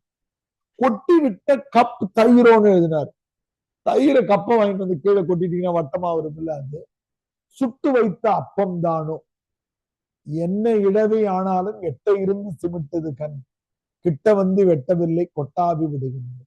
நிலவுக்கு அண்ணாமலை தருகிற ஒரு குறி. இன்னொருத்தர் அது இன்னும் கிண்டலா பண்றாரு பாருங்க. அவரே கேட்கிறாரு, நிலாவை பார்த்து கிண்டல் பண்றாரு, நல்ல பெண்ணிடு நீ, சரியான லூசு நீ அப்படின்ற பொருள் எழுதுறாரு. என்ன எழுதுறாரு? கொஞ்சம் கொஞ்சமா அந்த நிலா முகத்தை திறக்குதான், வளர்ப்பு திறந்துகிட்டே வந்து முகத்தை காட்டுதான். இதுக்கு 15 நாளா. மறுபடியும் முகத்தை மூடிக்கிட்டே வருதான், அமாவாசை வந்துடுதான். இதுக்கு 15 நாளா. உனக்கு இதே வேலையம்மா அப்படின்னு கிண்டலா கேட்கிறேன். நல்ல பெண்ணடி நீ, முகத்திரை இழுத்து விட 2 வாரம், அதை எடுத்து விட 2 வாரம், இதை விட்டால் வேறு வேலையே இல்லையா உனக்கு அப்படின்னு அவருடைய கவிதை. அடுத்தது புது கவிதைகள்ல இந்த நல்ல கவிதைகள் இருக்கு. துவைக்க வெளுத்தது துணி, காதலன் சுவைக்க வெளுத்தது இதழ், ஞாயிறு வெறிக்க வெளுத்தது நிலம், வாழ்வு நெருக்க வெளுத்தது முடி. இந்த நரைமுடி ஏன் வருகிறது அப்படின்ற ஆய்வுகளை வந்து புறநானூறு காலத்துல இருந்து யாண்டு பலவாக பாடல்ல எழுதியிருப்போம். அப்படி 4 வெளுப்புகளை எழுதுறாங்க. இப்ப காணா சுப்பிரமணியம் இப்ப இந்த புது கவிஞர்களுக்கே கொஞ்சம் சலிப்பு வருது. எல்லாரும் எழுத ஆரம்பிச்சுட்டாங்க, பொருளற்ற கவிதைகளாக வருகிறது. இதனால விமர்சனங்களை வைக்கிறாங்க. கொஞ்சமா சமூக நோக்குல எழுதணும் அப்படின்னு சொல்லிட்டு அப்ப காணாசு வந்து மயன் என்ற பெயர்ல ஒரு ஒரு ஒரு சொற்களை உடைச்சு போட்டு கிண்டலா ஒரு கவிதை எழுதுறாங்க. வெளிநாட்டு இலக்கியங்களையும் தமிழ் இலக்கியங்களையும் ஒப்பிட்டு எழுதுறார். தார்த்தாரி பரந்த புல்வெளியிலே பல்லாயிரம் பெண் பரிகள் பின்தொடர்ந்த நிமிர்ந்து நடைபோட்ட தொல்காப்பியம் பேசும் அரபு மக்களிடையே தனியானதோர் அன்பு கண்ட திருக்குறளும் எடுத்தோதும் 2 இலக்கியங்களையும் சேர்க்கிறார். 2 இலக்கியங்களையும் சேர்த்துக்கிட்டே வந்து பாருங்க, மேற்கே ரொமான்டிசிசம், நேச்சுரலிசம், ரியலிசம், அப்பால் இம்ப்ரெஷனிசம், என் மனைவிக்கு தக்காளி ரசம். புதுக்கவிதையில கிண்டல் பண்றார். அப்பால் சிம்பாலிசம், சர்ரியலிசம், மீண்டும் ரியலிசம், இதெல்லாம் வருகிறது. இந்த கருத்துக்களை உருவாக்குகிற எட்மண்ட் வில்சன், மிஸ்டர் பிரிட்ஜெட், நீங்க எல்லாம் சொல்லுங்க. எக்ஸ்டென்ஷனிசம் சொல்றாங்களே, எனக்கு ஒண்ணுமே இல்லை. காமுவின் விதவைக்கு மற்றொன்று, அவள் அருமைப்பாட்டுக்கு இதெல்லாம் நடக்கிறது அப்படின்னு சொல்லிட்டு தமிழ் எழுத்தாளர்களை கிண்டல் பண்றாரு. பிளேகியாரிசம், இதை நீங்க கேள்விப்பட்டிருப்பீங்க. காப்பி அடிக்கிறது பிளேகியாரிசம். இன்னைக்கு வந்து ஏதாவது நீங்க பிஹெச்டி இதெல்லாம் ஆய்வு பண்ணீங்கன்னா அதை கொண்டு கூகுள்ல போட்டோம்னா தெரிஞ்சிடும். இது நீங்க வந்து வேற யாரையா பார்த்து எழுதிருக்கீங்களா இல்ல நீங்களே ஒரிஜினலா எழுதிருக்கீங்களான்னு கண்டுபிடிச்சிடுற சாஃப்ட்வேர் எல்லாம் இருக்கு. சாஃப்ட்வேரே பிஹெச்டிக்கு அண்ணா யூனிவர்சிட்டியில வச்சிருக்காங்க. ஒரு செக் பண்ணி ஒரு சர்டிபிகேட் தருவாங்க. பிளேகியாரிசம் டிபார்ட்மெண்ட் இருக்கு. அவங்க போன உடனே பிளேகியாரிசம் போட்டு இது வந்து நான் ஃப்ரீ அப்படின்னு கொடுத்துருவாங்க. Free from plagiarism. இந்த சுந்தர ராமசாமியுடைய இந்த கவிதை வந்து பயங்கர கிண்டலான ஒரு கவிதை. கோயிலுக்கு உபயம் தருகிற எல்லோரும் அவரவர்கள் பேரை எழுதி வச்சிருந்தாங்க. கடிகாரத்தை கொடுத்துட்டா இல்ல குப்புசாமி பேர், டியூப் லைட்ல ஒருத்தர் பேர். போல்ட் நெட்ல எழுத முடியுமா? அங்க எழுத முடியாதுன்னு பலகையை வாங்கி எழுதிடுறாங்க. அப்படி கிண்டல் பண்ணிட்டு வர்றாரு பாருங்க சுந்தர ராமசாமியுடைய கவிதை இது. டியூப் லைட் சுந்தராட்சி உபயம், குத்து விளக்கு கோமுட்டி செட்டு உபயம், உண்டியல் பெட்டி தேக்குவே உபயம், இப்படி எழுதிக்கிட்டே வர்றார். சின்ன நட்டு 1 டஜன் வைரங்குளம் விடுவதாரோ இதெல்லாம் ரைட் தான். நாமெல்லாம் யாரு உபயம்?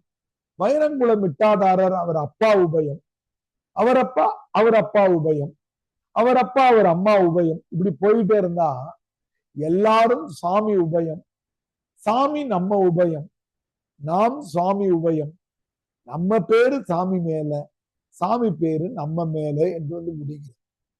வேடிக்கை என்னன்னா, ஒரு கம்யூனிஸ்ட் கவிதை இது. என்னன்னா, கடவுளை உருவாக்கியவர்களே மனிதர்கள் தான், அச்சத்தின் காரணமாக உருவாக்கினார்கள் என்று சொல்லுகிறேன். நாம தாண்டா உருவாக்கணும்னு இப்ப தெரிகிறது. மீண்டும் 2ஆம் உலகப் போர் முடிஞ்சிச்சு, இந்திய விடுதலை அடைஞ்சிச்சு. 1960 தான் எழுத்து தொடங்குகிறது. ஆனால் சீன போர் நடக்குது. சீன போர், சீனா வந்து 1965 இந்தியா மேல ஆக்கிரமிப்பு பண்ணுகிற போது நாட்டுப்பற்றை பற்றி எழுதுகிற கவிதைகள் அதிகமாக எழுதப்படுகின்றன. அதுக்கு வந்து பெரிய வரவேற்பு இருக்கிறது. பாரத போர் கூட இது கூட எல்லாம் ஒப்பிட்டு நாட்டுப்பற்றை எழுதுகிற கவிதைகள் வந்து சில வருது. சி மணி, முன்னாடியே நம்ம படிச்சோம். சி மணி தான் நமக்கு வந்து சேலத்தை சேர்ந்தவர். இவர் தான் முன்னாடி நம்முடைய நிலாவை வந்து தொடுநோய் கூணன்னு சொன்னவர். அவர் வந்து இந்த புதிதான அழகான கவிதைகள் எழுது.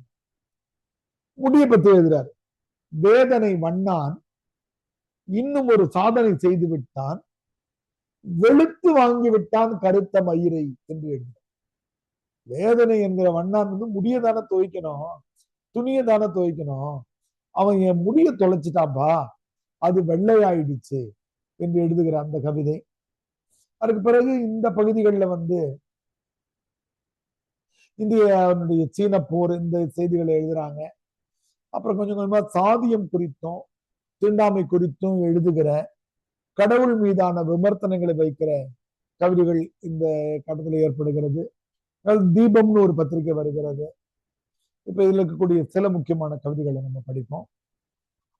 இதுதான் நம்ம புத்தகம். நம்ம கருப்பு மலர்கள் இருக்கிற ஒரு புத்தகத்தை, கருப்பு மலர்கள் இருக்கிற புத்தகம் செகண்ட் பேப்பர் படிக்கும்போது நம்ம கிட்ட ஜாயின் பண்ணவங்களுக்கு இந்த கவிதை தெரிஞ்சிருக்கும். ரொம்ப அருமையான ஒரு கவிதை இது. கருப்பு மலர்களை எடுத்து ஏதாவது ஒரு இடத்துல நீங்க பயன்படுத்த முடியும். புல்ல பத்தி நான் காமராசன் எழுதியிருக்கிற ரொம்ப அழகான படிமை கருத்து. வால் முளைத்த மண்ணேன்றார். ஃபர்ஸ்ட் பாயிண்ட், புல்லு வால் முளைச்ச மண்ணா. இப்ப நாமெல்லாம் வால் முளைச்சிடுச்சுன்னு சொல்லுவாங்க நமக்கு இல்லையா, சின்ன குழந்தைகளா இருந்தது. அது மாதிரி பூமிக்கு வால் முளைச்சிருச்சா அதான் புல்லா. வசந்தத்தின் பச்சை முத்திரையா, உடல் மெலிந்த தாவரமா. இல்ல டயட் இருக்காங்கல்ல பொம்பளை பிள்ளைங்க, அது மாதிரி உடல் மெலிந்த தாவரம் தான் புல்லா. புல் கூட பொறுத்திக்கிட்டே வந்தீங்கன்னா தெரியும். உன்னை பனித்துளிகளின் படுக்கை அறை என்று. பனித்துளிகள் பூமிக்கு தூங்குறதுக்கு இடம் இல்லாம திரும்பி போகாம தூங்குறதுக்கு ஏற்பாடு செய்கிறதா இந்த புல்கள்.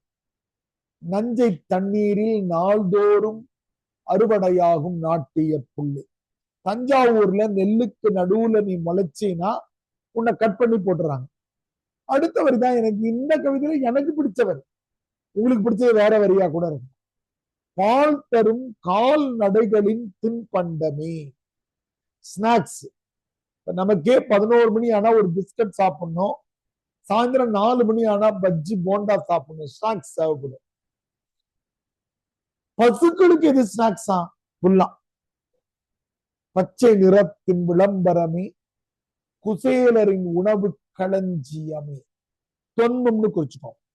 குசேலர் 27 பிள்ளைகள் பெற்ற போது அருகம்புல்ல காய்ச்சி, இப்பெல்லாம் நம்ம அண்ணா நகர் டவர் பார்க்கு போனா கூட அருகம்புல் ஜூஸ குடிச்சிட்டு இருக்கிற மாதிரி புல்ல காய்ச்சி குடிச்சாரா அவரு.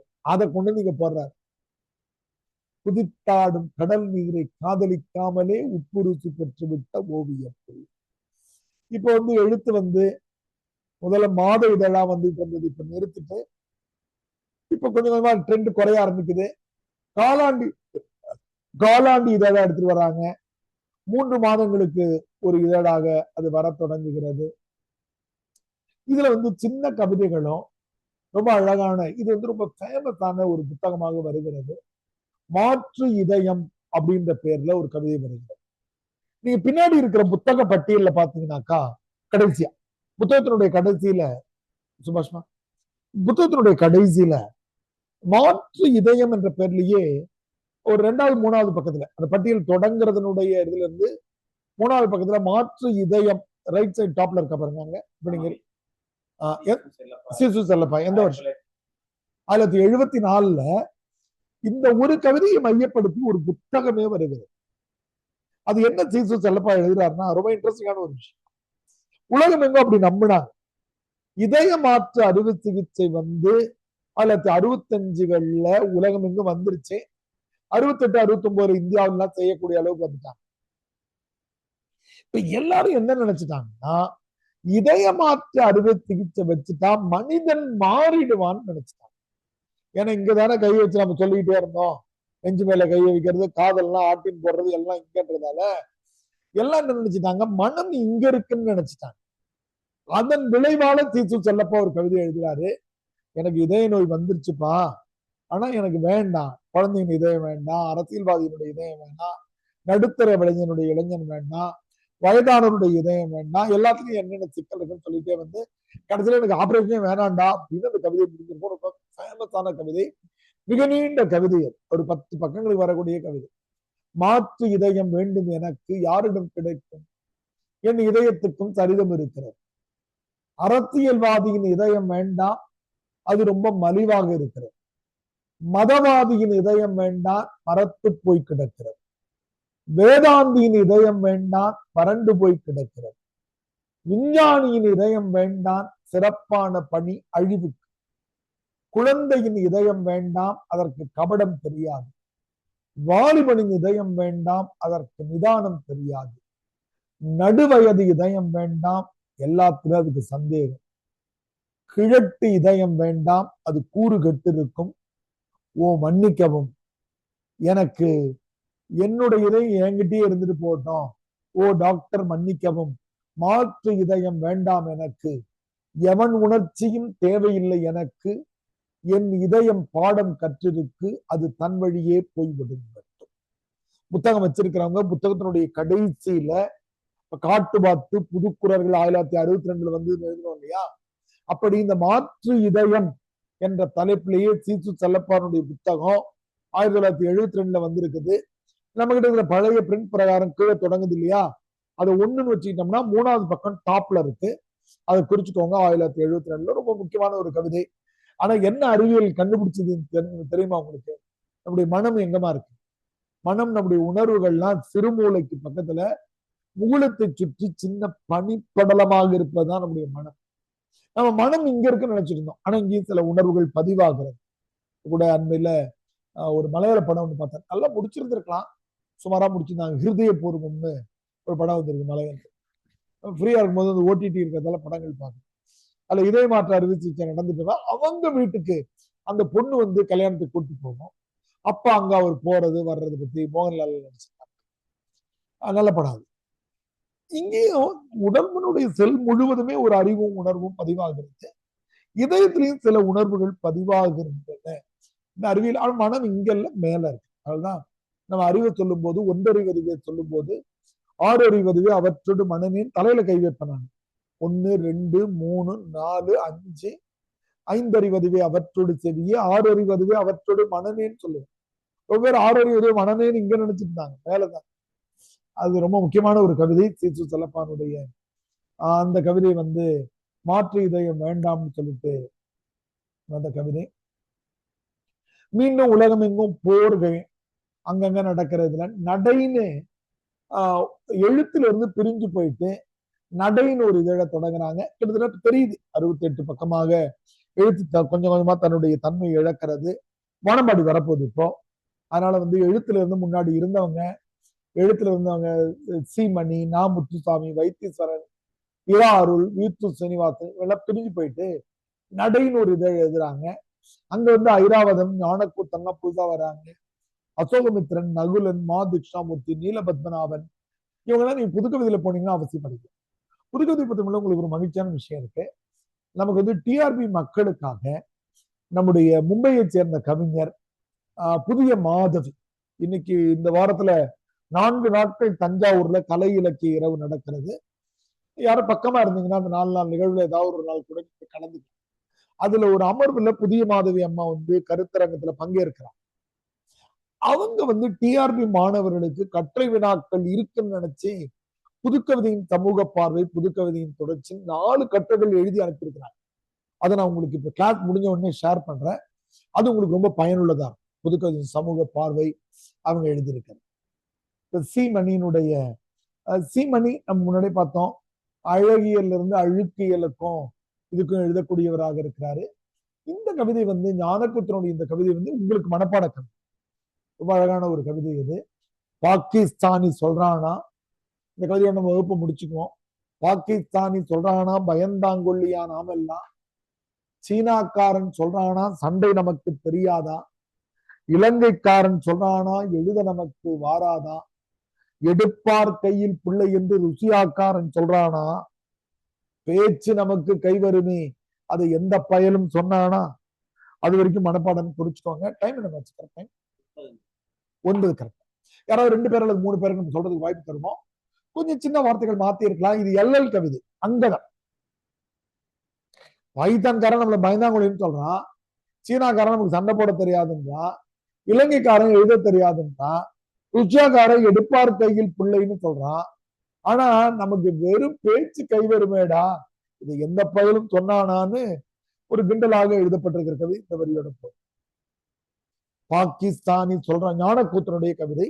இது உங்களுக்கு வந்து பின்னாடி இலக்கிய உத்திகள்ல அங்கதத்துக்கு பயன்படும். அங்கதத்துக்கு பயன்படும், அதாவது வஞ்ச புகழ்ச்சி. அப்படின்னா பாகிஸ்தானி சொல்றானா பயந்தாங்கொல்லியா நாம எல்லாம், சீனாக்காரன் சொல்றானா சண்டை நமக்கு தெரியாதா, இலங்கைக்காரன் சொல்றானா எழுத நமக்கு வாராதா, எடுப்பார் கையில் பிள்ளை என்று ருசியாக்காரன் சொல்றானா, பேச்சு நமக்கு கைவருமே அது எந்த பயலும் சொன்னானா அப்படின்ற கவிதை வந்து ஞானக்கூத்தனுடைய கவிதை. ஞானக்கூத்தனுடைய கவிதை இதுல வந்து பரிகாசம் அங்கதத்துக்கு ரொம்ப முக்கியம். யாராவது 2 பேர் சொன்ன உடனே இந்த வகுப்பை நம்ம நிறைவு பண்ணிக்கலாம். நாளைக்கு இந்த புத்தகம் நிறைவடைஞ்சிரும். அடுத்தது இலக்கிய உத்திகள். ஒரு நாள் படிச்சாலே போதும், ஒரு 2 நாளா கூட நம்ம சில நோட்ஸ் மேக்கிங் பண்ணலாம். கடைசியா ஃபர்ஸ்ட் பேப்பர்னுடைய நிறைவான புத்தகமாக இருக்கிற தட்சிணாமூர்த்தியினுடைய தமிழர் நாகரிகமும் பண்பாடு, இந்த புத்தகம் வாங்காம இருந்தீங்கன்னா வாங்குங்க. அதுல ஒரு 10 கட்டுரைகள் தான் படிப்போம். ஆனா அது நம்ம இதுவரையில இலக்கியத்தை பார்க்கிற பார்வையை முன்னாடியே இந்த பயிற்சியை கொடுத்துட்டோம் திறனாய்வுல. அது இன்னும் பயனுள்ள.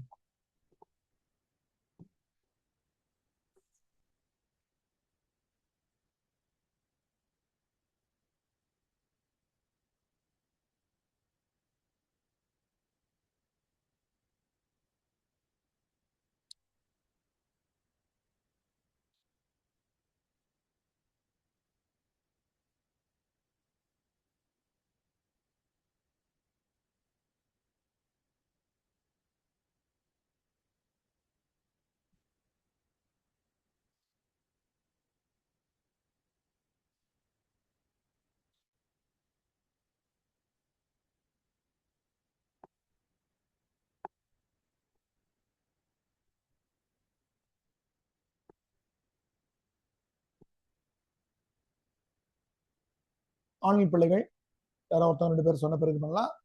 எழுதி அனுப்புறன்றவங்க you can leave the class. வேற ஏதாவது ஒர்க் இருந்தாக்கா 11 மணிக்கு எழுதி அனுப்பலாம். உங்களுக்கு பல வேலைகள் முன்னாடி கொடுத்துருந்தோம். யாரும் எழுதி அனுப்பல. சிறுவர் இதழ்கள் பத்தி குறிப்பு எழுத சொல்லியிருந்தோம். மகளிர் இதழ்கள் பத்தி எழுத சொல்லியிருந்தோம்.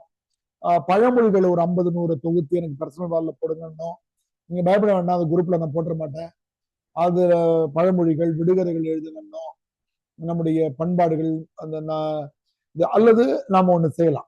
நடுவுல இந்த ஒரு அடுத்த 8 நாள் 10 நாள்ல இந்த பேப்பர் முடியுது இல்லையா, நம்ம ஒவ்வொரு நாளும் 2 மாணவர்களுக்கு ஒரு தலைப்புகள் குறித்து பேச வேண்டும். நம்ம நாளைக்கு தலைப்பு பிக்ஸ் பண்ணிடலாம். நாட்டுப்புறவியல்ல பழமொழிகள் ஒருத்தர், விடுகதைகள் ஒருத்தர், கதைப்பாடல்கள்ல ஏதாவது 2 கதைப்பாடல்கள் ஒருத்தர், அப்படின்னு நாம ஃபர்ஸ்ட் பேப்பர் சம்பந்தமான தலைப்புகளை பேச வைப்போம். நாளைக்கு நான் தலைப்பு தரேன்.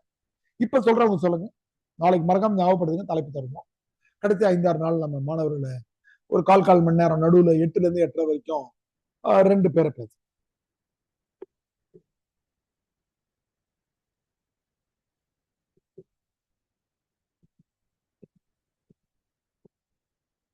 சுபாஷ் சொல்றது மாதிரி இறை குருவனார் அவருடைய புத்தகம் எனக்கு ரொம்ப பிடிச்சிருக்குன்னு சொன்னார் சுபாஷ். இறை குருவனார் புத்தகம் நீங்க தான் சொன்னீங்களா? இந்த நவரசங்களை பத்தி நல்லா இருந்ததுங்க. நீங்கள் வேற யாரும் சொல்லுங்க. இறை குருவனார்னு ஒரு ஐயா ஒரு 10 புத்தகங்களை மட்டும் தந்திருக்காங்க. அதாவது 10 வெவ்வேறு தொகுதி 10 தொகுதி கொடுத்துருக்காங்க. அது நான் ஆர்வம் இருக்கிறவங்களுக்கு கொடுக்குறேன். அது நம்ம ஒரு நாள் சின்ன கருத்தரங்கு மாதிரி ஒரு 10 பேர் உட்காந்து அவங்களுடைய மகள் இருக்காங்க, அவங்க மகளை கூட்டு நம்ம வச்சு வீடியோல ரெக்கார்ட் பண்ணுவோம். இறை குருவனார் கருத்தரங்கம். சொல்லுங்க. பாகிஸ்தானி சொல்றானா பயந்தாங்கொழியாம், ஸ்ரீலங்காரன் சொல்றானா சண்டை நமக்கு வராதாம் தெரியாதாம், இலங்கைக்காரன் சொல்றானா எழுத நமக்கு வராதாம், எடுப்பார் கை இல்லை என்று ருசியாக்காரன் சொல்றானா பேச்சு நமக்கு வருமே அதை அவன் எந்த பயன் சொன்னான். பேச்சு நமக்கு கை வருமே எந்த பயன். Very good. யார் சொல்றீங்க ஆன்லைன்ல?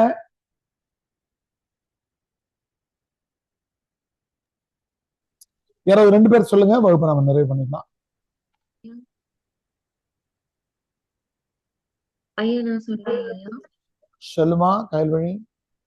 பாகிஸ்தானி சொல்றானாம் பயந்தான் எல்லாம், சீனாக்காரன் சொல்றானாம் சண்டை நமக்கு தெரியாதாம், இலங்கைக்காரன் சொல்றானாம் எழுத நமக்கு வாராதாம், எடுப்பார் கையில் பிள்ளை என்று ரஷ்யாக்காரன் சொல்றானாம், பேச்சு நமக்கு கை வருமே அது எந்த பயிரும் சொன்னானாம். Very good. கயல்வழி இன்னொருத்தவங்க சொல்லுங்க. தீபலட்சுமி சொல்லுங்க. பாகிஸ்தானி சொல்றானாம் பயந்தாங்கூலியாம் நாமெல்லாம், சவுண்ட் வரலையேமா? ஐயா கேக்குதுங்களா ஐயா? இப்ப கொஞ்சம் சவுண்டா சொல்லுங்க.